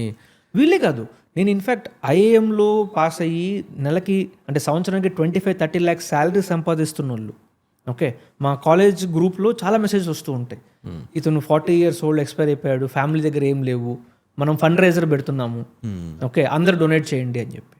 అంటే మీరు ఒక స్టేజ్లో 30 lakh rupees per year సంపాదించుకుంటూ మీకు ఏదైనా అయినప్పుడు మీ ఫ్యామిలీని లిటరల్గా బయటికి వెళ్ళి అడుక్కోవాల్సి వస్తుంది. మీకు ఫండ్ రైజర్ అన్నా కూడా అలాంటిదే. సో మీకు మీ అలాంటి ఫ్యామిలీకి మీరు ఇలాంటి సిచ్యువేషన్ తీసుకురావాలనుకుంటున్నారా? అంటే ఏదో నేను భయపెట్టేస్తున్నట్టు అనిపిస్తుంటుంది, బట్ ఇది యాక్చువల్ రియాలిటీ. ఓకే, మీరు ఇంత మంచి కాలేజ్లో చదివి లేకపోతే ఇంత మంచి ఉద్యోగం చేసి మీ ఫ్యామిలీకి ఒక చిన్న బేసిక్ నీడ్ని మీరు తీసుకోలేకపోతే ఇంక ఉపయోగం ఉంది మీ వల్ల? రైట్. సో టర్మ్ ఇన్సూరెన్స్ చేసేది మీకు ఎంతవరకు అనమాట. ఇప్పుడు ఫర్ ఎగ్జాంపుల్ ఈ పాడ్కాస్ట్ చూసాక ఒక 25-year-old వాళ్ళు ఎవరైనా they just want to take an insurance, వాళ్ళకి ఇప్పుడు మీరు గైడ్ చేయాలంటే వాళ్ళు ఇప్పుడిప్పుడే జాబ్స్ స్టార్ట్ చేస్తారు, వాళ్ళు ఇప్పుడిప్పుడే సేవింగ్స్ కానీ మనీ ఎర్న్ చేయడం కానీ ఆన్ అండ్ యావరేజ్ తీసుకుంటే వాళ్ళకి మంత్లీ 40,000 rupees ఎర్న్ చేస్తున్నారు. వాళ్ళకి ఇన్సూరెన్స్ని చూస్ చేసుకుందాం అనుకున్నప్పుడు వాళ్ళు ఎలాంటి ఇన్సూరెన్స్ని చూస్ చేసుకోవాలి, ఏం స్టెప్స్ ఫాలో అవ్వాలి, ఎలా తీసుకోవాలి? ఓకే, సో వాళ్ళకి నేను ఇన్సూరెన్స్ చూస్ చేసుకునే ముందు నేను ఇంకొక చిన్న పర్సనల్ ఫైనాన్స్లో నేను చెప్పేది ఏంటంటే, ఒక చిన్న ఎమర్జెన్సీ ఫండ్ పెట్టుకోండి. ఎప్పుడు సడన్గా ఎక్కడ ఖర్చులు వస్తాయో తెలియదు కాబట్టి, సరే ఇప్పుడు మీరు 40,000 సంపాదిస్తుంటే మంత్లీ లెట్సే ఒక 15,000-20,000 రూపీస్ సేవ్ అంటే ఖర్చులు ఉన్నాయి అనుకోండి మీకు. సో ఒక 4 to 5 months ఆఫ్ మీ ఖర్చులు మీ దగ్గర బ్యాంక్ అకౌంట్లో పెట్టుకుని కూర్చోండి. ఒక వడ్డీ తక్కువ వచ్చిన ఇబ్బంది లేదు. ఓకే, ఒక 80 to 1 lakh రూపీస్ అనేది మినిమం మీరు మీ అకౌంట్లో పెట్టుకోండి. మీ ఎక్స్పెన్సెస్ ఇంకా ఎక్కువ అనుకుంటే అదే ప్రపోర్షన్లో పెంచుకోండి. మీ ఎమర్జెన్సీ ఫండ్ సెట్ చేసుకున్న తర్వాత ఫస్ట్ థింగ్ మీరు చేయాల్సింది ఏంటి అంటే health insurance. Okay, health insurance మీకు మీ పేరెంట్స్కి. ఓకే, సేమ్ ఇప్పుడు మీ సిచ్యువేషన్ ఎలాగైతే చెప్పారో మీ పేరెంట్స్ ఇంకా మీ మీద డిపెండెంట్ కాదు. అవును. ఓకే, సో వాళ్ళకి నడుస్తూ ఉంది ఆల్రెడీ, రైట్? లేదు మా పేరెంట్స్ కూడా నా మీదే డిపెండెంట్ అనుకుంటే ఫస్ట్ మీరు అసలు అన్నిటికన్నా తీసుకోవాల్సింది ఏంటంటే టర్మ్ ఇన్సూరెన్స్. ఎందుకంటే మీ కంపెనీలో ఏదో ఒక హెల్త్ ఇన్సూరెన్స్ ఇచ్చారు. 2 లక్షలు కానివ్వండి, 3 లక్షలు కానీ ఏదో ఒకటి ఉంది. టర్మ్ ఇన్సూరెన్స్ మీకు ఏదైనా అయితే మీ కంపెనీ ఏమి ఇవ్వదు. Okay okay, 99% of the companies బయట ఎంప్లాయీస్కి టర్మ్ ఇన్సూరెన్స్ ఇవ్వదు. మీకు ఏదైనా అయితే అవుట్ ఆఫ్ సింపతి మీ ఫ్యామిలీకి ఒక 6 months ఆఫ్ ద శాలరీ పంపించవచ్చు వాళ్ళు, అంతే.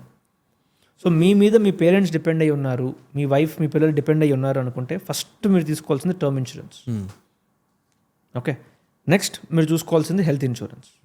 సో లైక్ ఇది తీసుకునే ముందు ఎలాంటి స్టెప్స్ ఫాలో అవ్వాలి? లైక్ ఒక ఇన్సూరెన్స్ ని చూస్ చేసుకునే So ముందు let's అసలు say రైట్ క్వశ్చన్స్ ఏం అడగాలి, ఎలాంటి జాగ్రత్తలు తీసుకోవాలి ఒక ఇన్సూరెన్స్ తీసుకునే ముందు? సో మీరు హెల్త్ ఇన్సూరెన్స్ తీసుకున్నప్పుడు అన్నిటికన్నా ఇంపార్టెంట్ మీరు చూసుకోవాల్సింది క్లెయిమ్ సెటిల్మెంట్ రేషియో.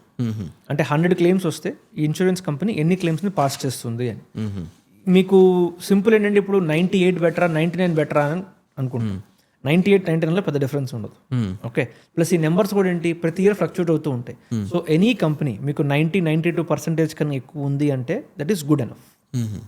అబౌట్ 90% ఉంటే it's good enough. Good enough. Okay, కొన్ని కంపెనీస్ 98 ఉంటాయి, కొన్ని 94 ఉంటాయి, పైకి కింద ఫ్లక్చుయేట్ అవుతూ ఉంటాయి ప్రతి ఇయర్ వాళ్ళది కూడా. సో ఎనీథింగ్ 90-92% కన్నా ఎక్కువ ఉంటే that is good enough. Okay, అంటే మీకు అట్లీస్ట్ అక్కడ ఏంటంటే గ్యారంటీ ఉంది, పక్కా క్లెయిమ్స్ వస్తాయి అని చెప్పేసి. ఇప్పుడు మీకు కొన్ని కొత్తగా వచ్చిన ఇన్సూరెన్స్ కంపెనీస్ ఉంటాయి, వాళ్ళు హార్డ్లీ 1000-2000 క్లెయిమ్స్ ఇచ్చి ఉంటాయి, వాళ్ళు 90% చూపిస్తారు. కొన్ని పాత కంపెనీస్ ఉంటాయి మీకు, ఓకే, వాళ్ళు సంవత్సరానికి 5 lakh claims 10 lakh claims pass చేస్తాయి.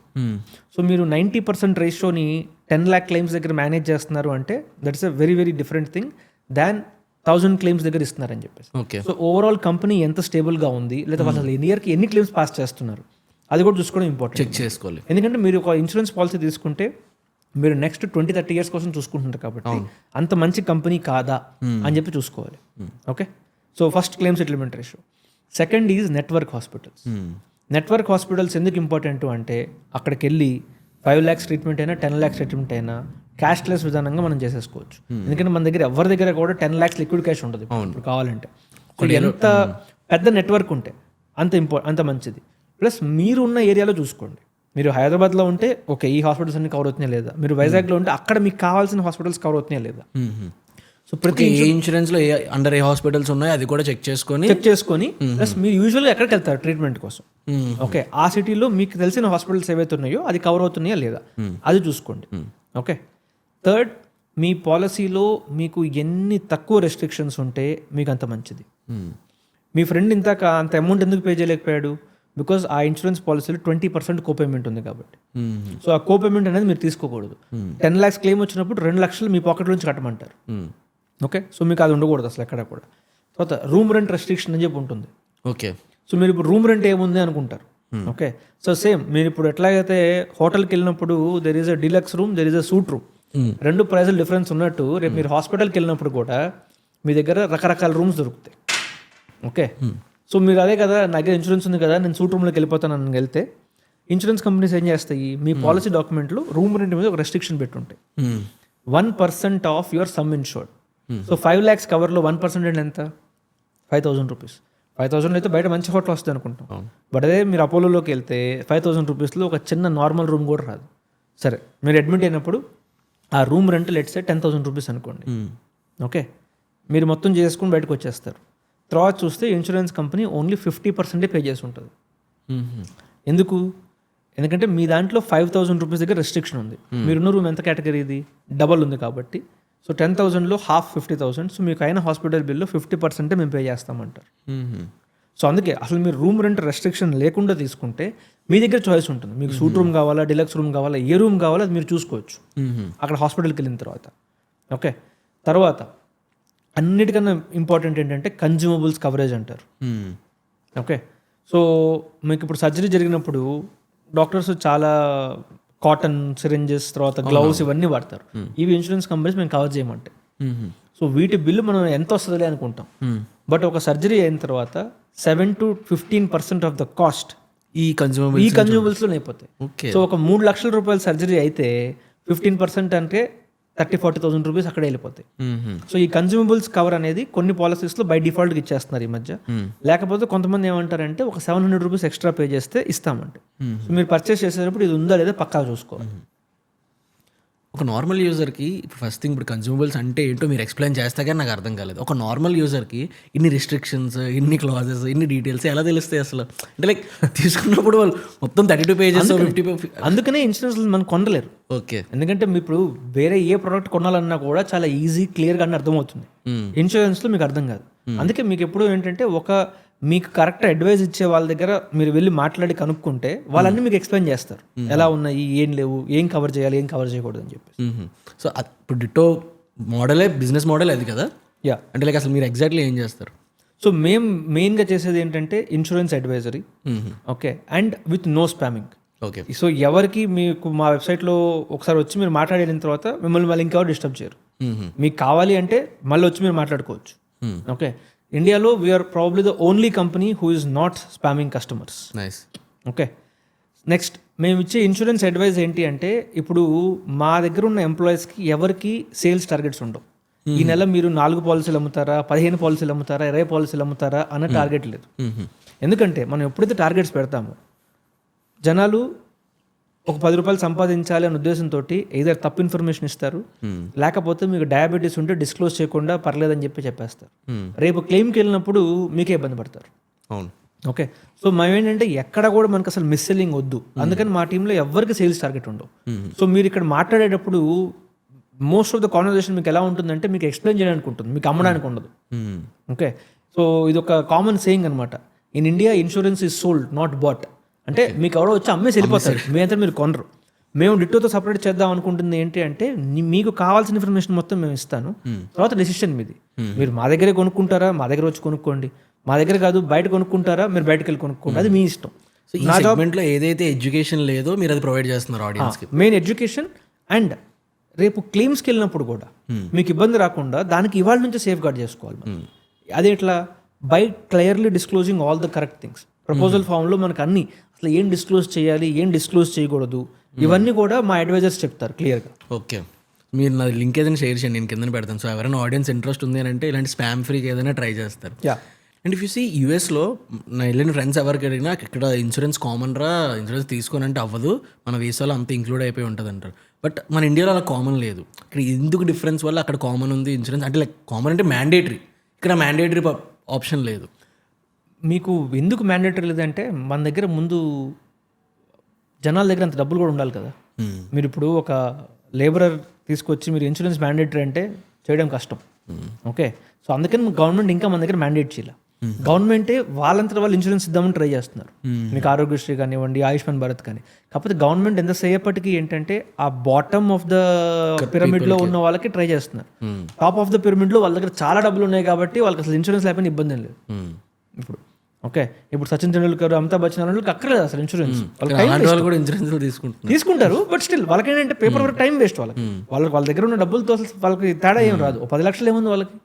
ఓకే, అదే 10 లక్షలు అంటే మనకి చాలా డిఫరెన్స్ వచ్చేస్తుంది. ఓకే. సో ఈ మిడిల్ ఆఫ్ ద సెగ్మెంట్ ఏదైతే ఉందో వీళ్ళని ఎవరు పట్టించుకునేది లేదు. మనం చూసుకోవాలి, అక్కడ గవర్నమెంట్ చూసేది లేదు, మనకి లేదు. ఇప్పుడు మీరు చూసుకుంటే అందుకే వెహికల్స్కి గవర్నమెంట్ మ్యాండేటరీ చేసింది. ఎందుకంటే వెహికల్ కొంటున్నారు అంటే మీ దగ్గర ఎంతో కొంత డబ్బులు ఉన్నాయి. ఇవాళ ఒక బైక్ కావాలన్నా కూడా 40,000-50,000 లేదు బైక్ ఏం రాదు. సో మీరు 50,000 పెడుతున్నప్పుడు గవర్నమెంట్ ఏముంటుంది, ఇంకో 1000 రూపాయలు పెట్టి ఇన్సూరెన్స్ కూడా తీసుకోవాలంటే. సో అందుకే మనకి ఇండియాలో మ్యాండేటరీ అవ్వలేదు. యూఎస్లో మ్యాండేటరీ ఇంకొక రీజన్ కూడా ఏంటంటే అక్కడ మెడికల్ ఎక్స్పెన్సెస్ ఆర్ క్రేజీ. ఒక నెక్స్ట్ లెవెల్లో ఉంటుంది ఎక్స్పెన్స్. సో అంత ఎక్స్పెన్స్ వితౌట్ ఇన్సూరెన్స్ మీరు ఎఫోర్డ్ చేయలేరు. ఇప్పుడు నార్మల్ ఒక టర్మ్ ఇన్సూరెన్స్ తీసుకున్నప్పుడు ఎలాంటి థింగ్స్ ముందుగా చూసుకోవాలి, అంటే ఏం జాగ్రత్తలు తీసుకోవాలి? ఫస్ట్ అన్నిటికన్నా చాలా పెద్ద మిస్టేక్ చేసేది ఏంటంటే కవర్ అమౌంట్. ఓకే, అందరూ ఏం చేస్తారు, 1 crore తీసుకుంటే చాలు అనుకుంటారు. 1 crore చాలా ఎక్కువ అమౌంట్ కదా, ఎందుకంటే మనం ఎప్పుడూ కూడా మన బ్యాంక్ అకౌంట్లో 1 కోటి రూపాయలు చూడలేదు ఇప్పుడు. సో 1 కోటి రూపాయలు అనేది చాలా పెద్ద అమౌంట్. కాకపోతే ఈ 1 కోటి రూపాయలు మీ ఫ్యామిలీకి ఎన్ని రోజులు కావాలి? సపోజ్ మీకు 35 years ఉన్నప్పుడు మీరు ఒక ఇన్సూరెన్స్ పాలసీ తీసుకున్నారు, 40 years అప్పుడు మీరు చనిపోయారు లెట్సే. సో మీ మీద మీ ఫ్యామిలీ నెక్స్ట్ 20 yearsకి అయితే డిపెండ్ అయి ఉంటుంది. అంటే 40 అంటే బై దెన్ మీ పిల్లలకి 6-7 ఇయర్స్ అలా వచ్చి ఉండొచ్చు లెట్స్. సో నెక్స్ట్ 20 ఇయర్స్ మీ ఫ్యామిలీ మొత్తం మీ ఇన్సూరెన్స్ పాలసీ నుంచి వచ్చిన అమౌంట్కే సరిపడా ఉంటుంది. సో 1 crore రూపీస్ నెక్స్ట్ 20 ఇయర్స్తో డిస్ట్రిబ్యూట్ చేస్తే ఎంత వస్తుంది సంవత్సరానికి? 5 lakhs. 5 lakhs. నెలకి 40,000. అదే నేను ఇందులో ఇన్ఫ్లేషన్ కూడా యాడ్ చేస్తే ఇవాళ మీరు హైదరాబాద్లో ఉంటే 25,000 రూపీస్ లేదే మీకు రెంట్కి కూడా రాదు ఇల్లు ఇక్కడ. అవును. సో అందరేంటి 1 crore అంటే చాలా ఎక్కువ అమౌంట్ కదా, 1 crore తీసుకున్నాను కదా అనుకుంటారు. సో పెద్ద మిస్టేక్ చేయాల్సింది అంటే చేయకుండా ఉండాల్సింది అది. మీకు శాలరీకి సరిపడా, మీ ఖర్చులకి, మీ లైఫ్ స్టైల్కి సరిపడా కవర్ అమౌంట్ తీసుకోండి. అసలు పెద్ద నేను బుర్ర పెట్ట తెలుసుకోలేదు అనుకుంటే మీరు ఖర్చు పెట్టే అంటే మీకు ప్రతి 25,000 రూపాయలు మీకు ఖర్చు ఉంది అనుకుంటే దానికి 1 కోటి రూపాయలు కావాలి మీకు అట్లీస్ట్. ఓకే, ఇంకా బెటర్గా ఎలా చేయొచ్చు అనేది అంటే మీకు నేను ఒక లింక్ ఇస్తాను, అందులో మొత్తం ఉంటుంది మీకు. But simple back of the hand calculation ఏంటంటే for every 25,000 rupees of your expenses మీ దగ్గర 1 crore కవర్ ఉండాలి. ఓకే. ఓకే, 50,000 ఎక్స్పెన్స్ అనుకుంటే 2 crores, 75,000 ఎక్స్పెన్స్ అనుకుంటే 3 crores. ఇలా ఇందులో హైయెస్ట్ ఎంత ఉంది టర్మ్లో? హైయెస్ట్ అంటే అది మీ ఇన్కమ్ మీద డిపెండ్ అయి ఉంటుంది. సపోజ్ లెట్స్ సే ఇవాళ మీ ఇన్కమ్ 12 lakh రూపీస్ అనుకోండి. ఓకే, మీ ఏజ్ 35 లోపల ఉంటే so 12 into 25 3 crores rupees insurance company ఇస్తుంది మీకు మాక్సిమం. అలా అని చెప్పి నేను 100 కోట్లు అడిగాను అనుకోండి ఎవరు నాకు. ఓకే, అంటే మన ఇన్కమ్ బట్టి అది ఇన్కమ్ బట్టి మాక్సిమం ఉంటుంది. చాలా మంది ఏం చేస్తారు 12 lakhs ఇన్కమ్ ఉన్నా కూడా నెలకు 1,00,000 రూపాయలు సంపాదిస్తున్నాడు, అయినా కూడా తీసుకెళ్ళి 1 కోటి రూపాయలు కవర్ తీసుకుంటాను అంటాడు. అప్పుడు ఉపయోగం ఏముంది? ఇన్ఫ్యాక్ట్ నేను చాలా మంది దగ్గర ఏం చూసానంటే శాలరీ 40 lakhs ఉంది, నా batchmates from I'm Ahmedabad 40 lakhs salary ఉండి వాళ్ళు తీసుకున్న కవర్ ఇన్సూరెన్స్ 1 crore. వాడు సంవత్సరానికి 40 లక్షలు సంపాదిస్తూ 1 కోటి రూపాయలు తీసుకుని పెట్టాడు పక్కన. అసలు మీరు ఎఫోర్డ్ చేయగలిగితే నేను సెక్యూర్గా సేఫెస్ట్గా మా ఫ్యామిలీని ఉంచదలుచుకున్నాను అనుకుంటే మీకు మ్యాక్సిమం ఎంత ఇస్తున్నారో అంత తీసేసుకోండి కళ్ళు మూసుకొని. లేదు నేను అంత ఎఫోర్డ్ చేయలేను, ప్రీమియం చాలా ఎక్కువ అవుతుంది అనుకుంటే కనుక for every 25,000 rupees of expenses at least 1 year of cover మీకు ఉండాలి. Is important. First me cover amount decide అయిపోయిన తర్వాత మీరు ఎంతకాలం తీసుకోవాలి, టర్మ్ అంటాం కదా. టర్మ్ అంటే ఏంటి, ఎంతవరకు కావాలని చెప్పేసి. సింపుల్ రూల్ ఏంటంటే మీ పిల్లలు అట్లీస్ట్ 25 to 30 years వచ్చేంత వరకు మీకు ఉండాలి. మీరు అనొచ్చు నాకు వాళ్ళు పెళ్లి కాలేదు కదా ఏం చేయాలి అంటే ఒక అప్రాక్సిమేషన్ చూసుకోండి. సరే ఇవాళ మీ ఏజ్ 25, 30కి లెట్స్ సే మీకు పిల్లలు పుడతారు అంటే అప్పుడు మ్యారేజ్ పిల్లలు ఉన్నారు అనుకోండి. సో 30 + 30 60 years వరకు మీ టర్మ్ ఇన్సూరెన్స్ కవర్ ఉండాలి. లేదు నేను ఇంకా లేట్గా పెళ్లి చేసుకుందాం అనుకుంటున్నాను అనుకుంటే 65 దాకా ఉండాలి. So anywhere between 60 to 70 me term insurance cover అక్కడ దాకా. అంటే మీకు 70 years వచ్చే లోపల మీకు ఏదైనా అయితే ఇన్సూరెన్స్ కంపెనీస్ మీకు అమౌంట్ పే చేస్తాయి. ఓకే, ఇప్పుడు చాలామంది ఇక్కడికి వచ్చే క్వశ్చన్ ఏంటంటే అలా అయితే నేను 100 years దాకా తీసుకుంటే నేను పక్కా చచ్చిపోతాయి కదా, మా ఫ్యామిలీ డబ్బులు వస్తాయి కదా అనుకుంటారు. ఓకే, తీసుకోవచ్చు. కాకపోతే ఒకటే డిఫరెన్స్ ఏంటంటే ఇవాల్టి నుంచి 70 years తర్వాత 1 కోటి రూపాయలు అంటే మీ ఫ్యామిలీ అప్పట్లో మీ మునిమన వాళ్ళు ఎవరైతే వాళ్ళు ఒక చిన్న వెకేషన్లో అలా ఎగరగొట్టేస్తారు డబ్బులు. ఎందుకంటే ఇన్ఫ్లేషన్ అకౌంట్ చేసుకుంటే రూపాయి ఉండదు. ఓకే, సో ఇలాంటి వాటికి వెళ్ళకండి. ఓకే, మీరు 70 years కన్నా ఎక్కువ పర్చేస్ చేయడం వేస్ట్. ఇంకొకటి కామన్ మిస్సెలింగ్ ఏం చేస్తారంటే ఎవరైనా కూడా 1 కోటి రూపాయలు ఎక్కువ అనుకుంటారు కాబట్టి సార్ 85 దాకా తీసుకోండి సార్ అంటారు. అంటే మీకు 85 years వచ్చే లోపల పక్కా ఛాన్స్ అయితే చాలా హై కదా పోతారు మీరు అని చెప్పి. అప్పుడు 1 year తీసుకుంటే దానికి ప్రీమియం ఎంత వస్తుంది మీకు? లెట్స్ సే 20,000 రూపీస్ వస్తుంది. చాలా మంది ఏజెంట్స్ ఏం చేస్తారు ఇది అమ్మడం చాలా ఈజీ. ఎందుకంటే మీరేం చూస్తున్నారు, 1 కోటి రూపాయలు వచ్చేస్తుంది, సెకండ్ నేను 85 దాకా లోపల పక్కా చచ్చిపోతాయి కదా, సో ఫ్యామిలీ 1 కోటి రూపాయలు కూడా వచ్చేస్తుంది గ్యారెంటీడ్ అని మీరు యువర్ సోల్డ్ తీసేసుకుంటారు, అయిపోతుంది. ఒకవేళ మీరు బతుకుంటే వచ్చే 1 కోటి రూపాయలు ఏ మూలకి పనికిరాదు. ఓకే, ఇవాళ మీరు ఎంత ఖర్చు పెట్టారు? 20,000 రూపీస్ ఖర్చు పెట్టారా? అదే 20,000 రూపీస్ మీరు వాళ్ళు పెడితే కవర్ నేను 60 years దాకా తీసుకుంటాను అంటే కనుక మీకు 2 crores కవర్ వస్తుంది. ఓకే, సో మీరు అడగాల్సిన క్వశ్చన్ ఏంటంటే రేపు ఎప్పుడూ నా మునిమన వాళ్ళకి నేను 1 కోటి రూపాయలు ఇవ్వనా, లేకపోతే నా పిల్లలకి ఇమీడియట్గా నేను లేకపోతే 2 crores ఇవ్వనా? ఓకే, నేను చెప్పేది ఎప్పుడు ఏంటంటే మీరు ఇమీడియట్గా 2 crores ఇవ్వండి. ఓకే, ఎందుకంటే మీ దగ్గర పెద్ద సేవింగ్స్ కానీ అవన్నీ ఉండవు ఇప్పుడు ఇమీడియట్గా. ఎప్పుడైతే మీరు నేను అంత ఆస్తి సంపాదించేసాను నేను 10 crores అయింది అనుకోండి, ఈ టర్మ్ ఇన్సూరెన్స్ ఆపేసేయండి. అప్పుడు ఎవరు అడగరుగా, ఎందుకంటే టర్మ్ ఇన్సూరెన్స్ మధ్యలో ఆపేస్తే అప్పుడు ఏమవుతుంది? అక్కడతో అయిపోయింది అంతవరకే. ఎందుకంటే మీ దగ్గర ఆల్రెడీ సేవింగ్స్ వచ్చేసినాయి కదా, మీకు అమౌంట్ ఏమవుతుంది? పోయినట్టే. ఇంకా అంటే అది పోయినట్టు అనుకుంటాం మనం. ఓకే, బేసిక్గా ఏంటంటే this is like wearing a helmet. మనకి హెల్మెట్ పెట్టుకోవడం వల్ల ఎవరికి హ్యాపీనెస్ రాదు, చెమట పోస్తుంది లోపల. ఓకే, అంటే ఉన్నంత వరకు అదొక సేఫ్టీ. ఉన్నంత వరకు సేఫ్టీ నెట్. ఓకే. అది మీరు అలాగే ఇంట్లోకి వచ్చిన తర్వాత కూడా హెల్మెట్ పెట్టుకోం కదా, ఇంట్లోకి వచ్చిన తర్వాత హెల్మెట్ తీసేస్తాం. టర్మ్ ఇన్సూరెన్స్ కూడా మీకు కావాలంటే కంటిన్యూ చేసుకోండి, మీకేం లేదు. మీ ఫ్యామిలీకి సరిపడా ఖర్చులకి వెనకాల ఆస్తి ఉందా లేదా, ఆస్తి ఉంది అనుకుంటే అక్కర్లేదు. ఆస్తి లేకపోతే మీరు ఆస్తి సంపాదించేంత వరకు టర్మ్ ఇన్సూరెన్స్. ఇప్పుడు ఫర్ ఎగ్జాంపుల్ ఎవరైనా ఒక 60 years వరకు తీసుకున్నారు, 60 అయిన తర్వాత అక్కడ వికెట్కి ఏం అవ్వలేదు, ఇంకా ఉన్నారు, అప్పుడు ఏమవుతుంది? అప్పుడేం కాదు, అయిపోయింది అంతవరకు. డబ్బులు ఇస్తారా? ఏమేమి ఇచ్చేదండి, అలాంటి డబ్బులు ఇచ్చే ప్లాన్లు కూడా ఉన్నాయి. వాళ్ళు డబ్బులు ఎలా ఇస్తారు? మామూలుగా మీరు 20,000 అనుకోండి, మీకు డబ్బులు వెనక్కి రావాలంటే వాళ్ళు 30,000 ఇవ్వండి అంటారు. వాళ్ళు చేసేది ఏం లేదు అక్కడ. 20,000 మీకు రిస్క్ ప్రీమియం, ఆ 10,000 ఉంటుంది చూసారా, ప్రతి నెల మీ దగ్గర ప్రతి సంవత్సరం 10,000 తీసుకున్నారు కదా, ఆ 10,000 మొత్తం ఇన్వెస్ట్ చేసి అప్పుడు రిటర్న్ ఇస్తారు. సరే, మీరు 20,000 రూపీస్ నెక్స్ట్ 30 years కట్టారు. ఎంత కట్టారు? మొత్తం 6 లక్షలు. ఓకే. వాళ్ళు మీకు 60 ఏళ్ళు దాటిన తర్వాత 6 లక్షలు ఇస్తామంటారు. అప్పట్లో అంటే ఇక్కడ నుంచి 30 years తర్వాత 6 లక్షలు అంటే ఇవాళ ప్రకారం 30,000-40,000 50,000 ప్రకారం లెక్క. ఏ మూలకి అది ఉపయోగం ఏం లేదు. దాని బదులు ఆ డిఫరెన్స్ 10,000 మీరే తీసుకెళ్ళి మీ స్టాక్ మార్కెట్స్లో పెట్టున్నారు అనుకోండి, అంతకన్నా ఎక్కువ రిటర్న్ వస్తుంది. మన తెలుగులో చాలా మందికి ఆల్రెడీ తెలుసు, లైక్ నితిన్ కామత్ వాళ్ళు మీ కంపెనీలో ఫండ్ చేశారని. యాజ్ అన్ ఇన్వెస్టర్ నితిన్ కామత్కి మీకు రిలేషన్షిప్ ఎలా ఉంటుంది? మాకు ఏదైనా హెల్ప్ కావాలంటే తను చేస్తారు. ఓకే, బట్ బిజినెస్లో వీటిల్లో కూడా ఇన్ఫ్యాక్ట్ మేమేంటంటే జనరల్గా ఇన్వెస్టర్స్కి బయట ఎవరైనా కూడా వీక్లీ కానీ మంత్లీ కానీ అప్డేట్స్ పంపిస్తారు. ఈ మంత్ ఇంత బిజినెస్ వచ్చింది, లేకపోతే ఎంతమంది కస్టమర్స్ వచ్చారు అని చెప్పి. మేమేంటంటే Nitin కామత్కి once in 3 or 4 months పంపిస్తాం. అది కూడా ఏంటంటే అయ్యో పంపించి చాలా రోజులు ఎందుకు పంపించాలి అని చెప్పి. అతని సైడ్ నుంచి ఏం ప్రెషర్ కానీ తన వైపు నుంచి ఎప్పుడు తను అడగరు అసలు ఎంత చేశారు ఏంటి అని చెప్పేసి. ఓకే, ఇన్ఫ్యాక్ట్ అందుకోసమే మేము వేరే ఇన్వెస్టర్స్ దగ్గరికి వెళ్ళి మనీ తీసుకోలేదు. మేము డిట్టో అంతా స్టార్ట్ చేసి కాస్త పాపులర్ అంతా అయిన తర్వాత చాలా మంది విసిస్ వచ్చారు, మీకు $20 million ఇస్తాం, $30 million ఇస్తాం, ఫండింగ్ తీసుకోండి అని చెప్పి. కాకపోతే ఏంటంటే వాళ్ళు ఫండింగ్తో పాటు వచ్చి మీ నెత్తిని కూర్చుంటారు అనమాట, బిజినెస్ ఎంత వచ్చింది అని చెప్పేసి. సో ఇప్పుడు మేము ఓవరాల్గా స్టార్ట్ చేసిన ఫిలాసఫీ ఏంటి, అసలు సేల్స్ టార్గెట్స్ అని ఉండకూడదు, అప్పుడు మిస్ సెల్లింగ్ అవ్వకుండా ఉంటుంది ఇన్సూరెన్స్లో అని చెప్పి. సో నితిన్ కామత్ ఫిలాసఫీ కూడా సేమ్ అనమాట. మీరు కస్టమర్స్కి ఏదైతే కరెక్ట్గా ఉంటుందో అది చేస్తే బిజినెస్ ఆటోమేటిక్గా వస్తుంది. మనం దానికోసం ఇవన్నీ టార్గెట్స్ చేసి చేయక్కర్లేదు. సో అందుకే తను మాకు ఎప్పుడు టార్గెట్స్ ఇవ్వరు, మేము మా టీంకి ఎప్పుడు సేల్స్ టార్గెట్స్ ఇవ్వరు. సో ఇవంతా కూడా అంటే కంప్లీట్ హ్యాండ్స్ ఆఫ్, ప్లస్ మనకు కావాల్సిన ఫ్రీడమ్ మొత్తం మనం ఎలా అయితే మనం రన్ చేసుకోవాలనుకుంటామో అలా రన్ చేసుకోవడం అంతవరకే. మీరు ఎంత ఫ్రీక్వెంట్గా కలుస్తుంటారు నితిన్ కామత్? అంటే లైక్ బియాండ్ బిజినెస్ ఏమైనా డిస్కషన్స్ ఉంటాయా? అంటే లైక్ నార్మల్గా మేము కలిసిన ఒక 1 in 2 months 3 months. Beyond business ఏమైనా డిస్కషన్స్ ఉంటాయి? బియాండ్ బిజినెస్ డిస్కషన్ పెట్టినా కూడా ఆయన ఫిట్నెస్ అంటారు, అవంటారు, అవి మాట్లాడతారు తప్ప. యాజ్ అ పర్సన్ ఎలా ఉంటారు అసలు అతను? అంటే లైక్ ఇన్వెస్టర్స్తో కానీ యంగ్ ఆంటర్ప్రినర్స్తో కానీ అసలు మీరు అంటే అంత రిచ్ లేదా అంత పెద్ద మనిషిని మీకు కలిశారు అని చెప్పి మీకు అనిపించదు కూడా అనిపించదు. వెరీ సింపుల్, జీన్స్ టీ-షర్ట్లో ఉంటాడు అంతే. ఓకే, వెళ్ళినప్పుడు సేమ్ ఇలా మనం ముందు కూర్చొని మాట్లాడతాడు. మీరు ఎప్పుడైనా వెళ్ళి కలవచ్చు. ఇన్ఫాక్ట్ మనం ఇప్పుడు వాట్సాప్లో మెసేజ్ పంపించినా కూడా తను ఈజీగా ఒక ½ hour రిప్లై ఇచ్చేస్తాడు. యాక్చువల్లీ ఇది అంటే లైక్ అల్ట్రా రిచ్ పీపుల్ దగ్గర ఇది ఉంటుంది యాక్చువల్లీ. అంటే లైక్ మనం ఏమనుకుంటామంటే రిచ్ ఉన్న వాళ్ళు కొంచెం యాటిట్యూడ్ చూపిస్తారు, మినిమం రిప్లై అయ్యారు, కొంచెం ఆరోగెన్స్ ఉంటారు అనుకుంటాం. కానీ యాక్చువల్లీ అల్ట్రా రిచ్ పీపుల్ చాలా హంబుల్ ఉంటారు. నాకు తెలిసి మధ్యలో వెల్కమింగ్ ఉంటారు. ఈ మిడ్ రిచ్ ఉంటారు, వాళ్ళ దగ్గర యాటిట్యూడ్ ఉంటుంది. అల్ట్రా రిచ్ అసలు ఉండదు. అంటే లైక్ నిజంగా ఒక 100 crores చూసిన వాళ్ళు ఎప్పుడు ఆ బిహేవియర్ని ఎక్కడ చూడలేదు. వాళ్ళు చాలా వెల్కమింగ్ ఉంటారు, బాగా మాట్లాడతారు యాక్చువల్లీ.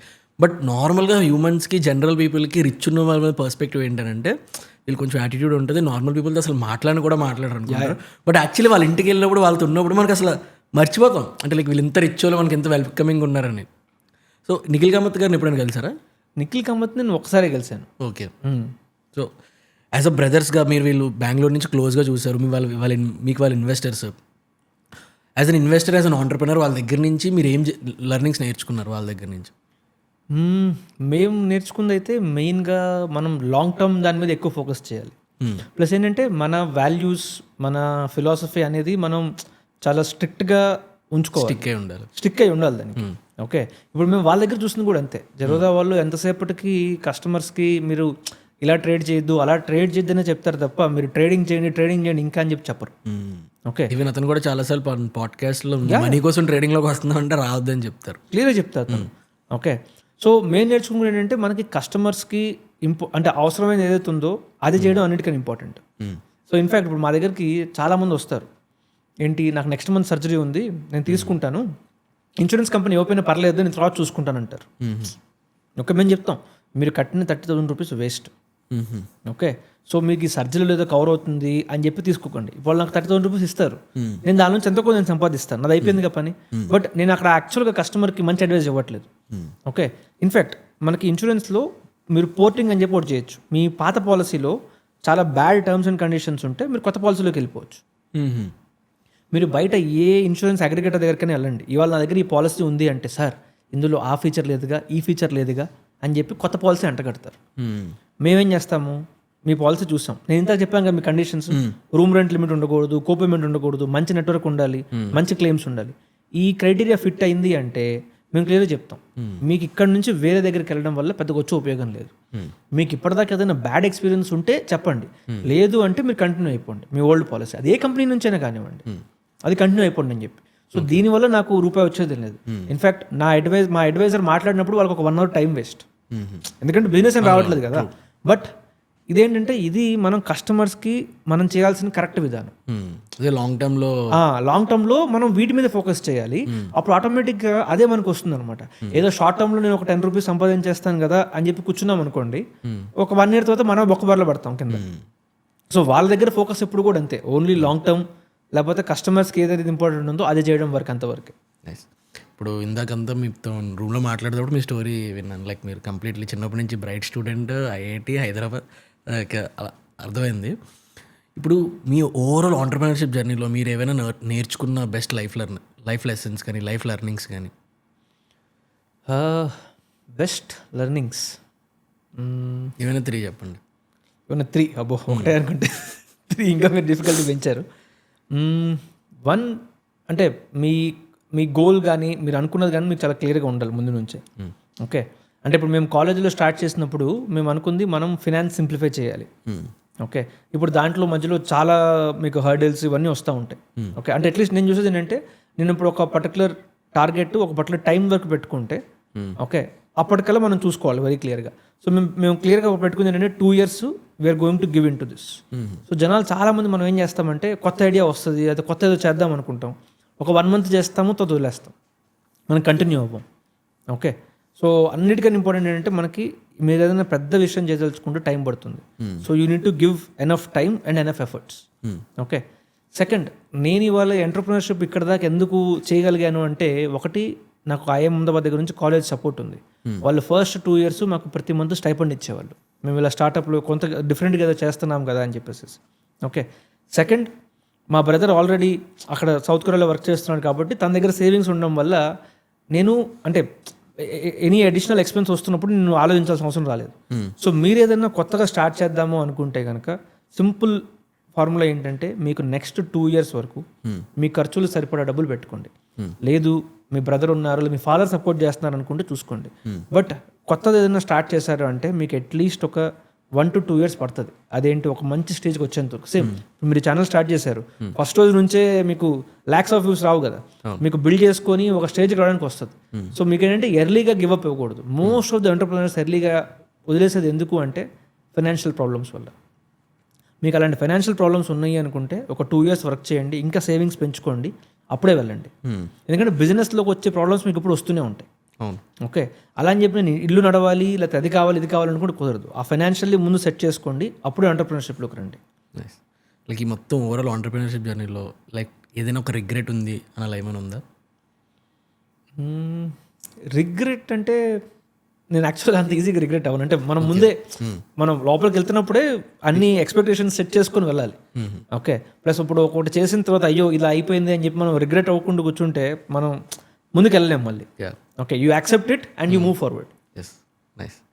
సో ఈ మొత్తం పాడ్కాస్ట్లో ఐ రియల్లీ ఎంజాయ్. అంటే లైక్ తెలియని విషయాలు చాలా తెలుసుకున్నాను. లైక్ నాకైతే ఇన్సూరెన్స్ కోసం బేసిక్ అవేర్నెస్ అసలు లేదు, కానీ ఈ పాడ్కాస్ట్ తర్వాత మాత్రం అన్ని కొత్త టర్మ్స్ తెలుసుకున్నాను. మొత్తం ఏవైతే లేవో మొత్తం అన్ని కంప్లీట్గా తెలుసుకున్నాను. Thank you so much for this time. Thank you for watching this episode. I hope ఈ పాడ్కాస్ట్ చూసాక మీకు ఇన్సూరెన్స్ వాల్యూ తెలిసి ఉంటుంది. సో ఇప్పుడు మీకు సూట్ అయ్యే రైట్ ఇన్సూరెన్స్ ని పిక్ చేసుకుందాం అనుకుంటే కింద డిస్క్రిప్షన్ ని క్లిక్ చేసి వాళ్ళకి కాల్ చేయండి. They will help you to pick the right insurance. See you on next Friday with another episode on Telugu Connects. Thanks for watching.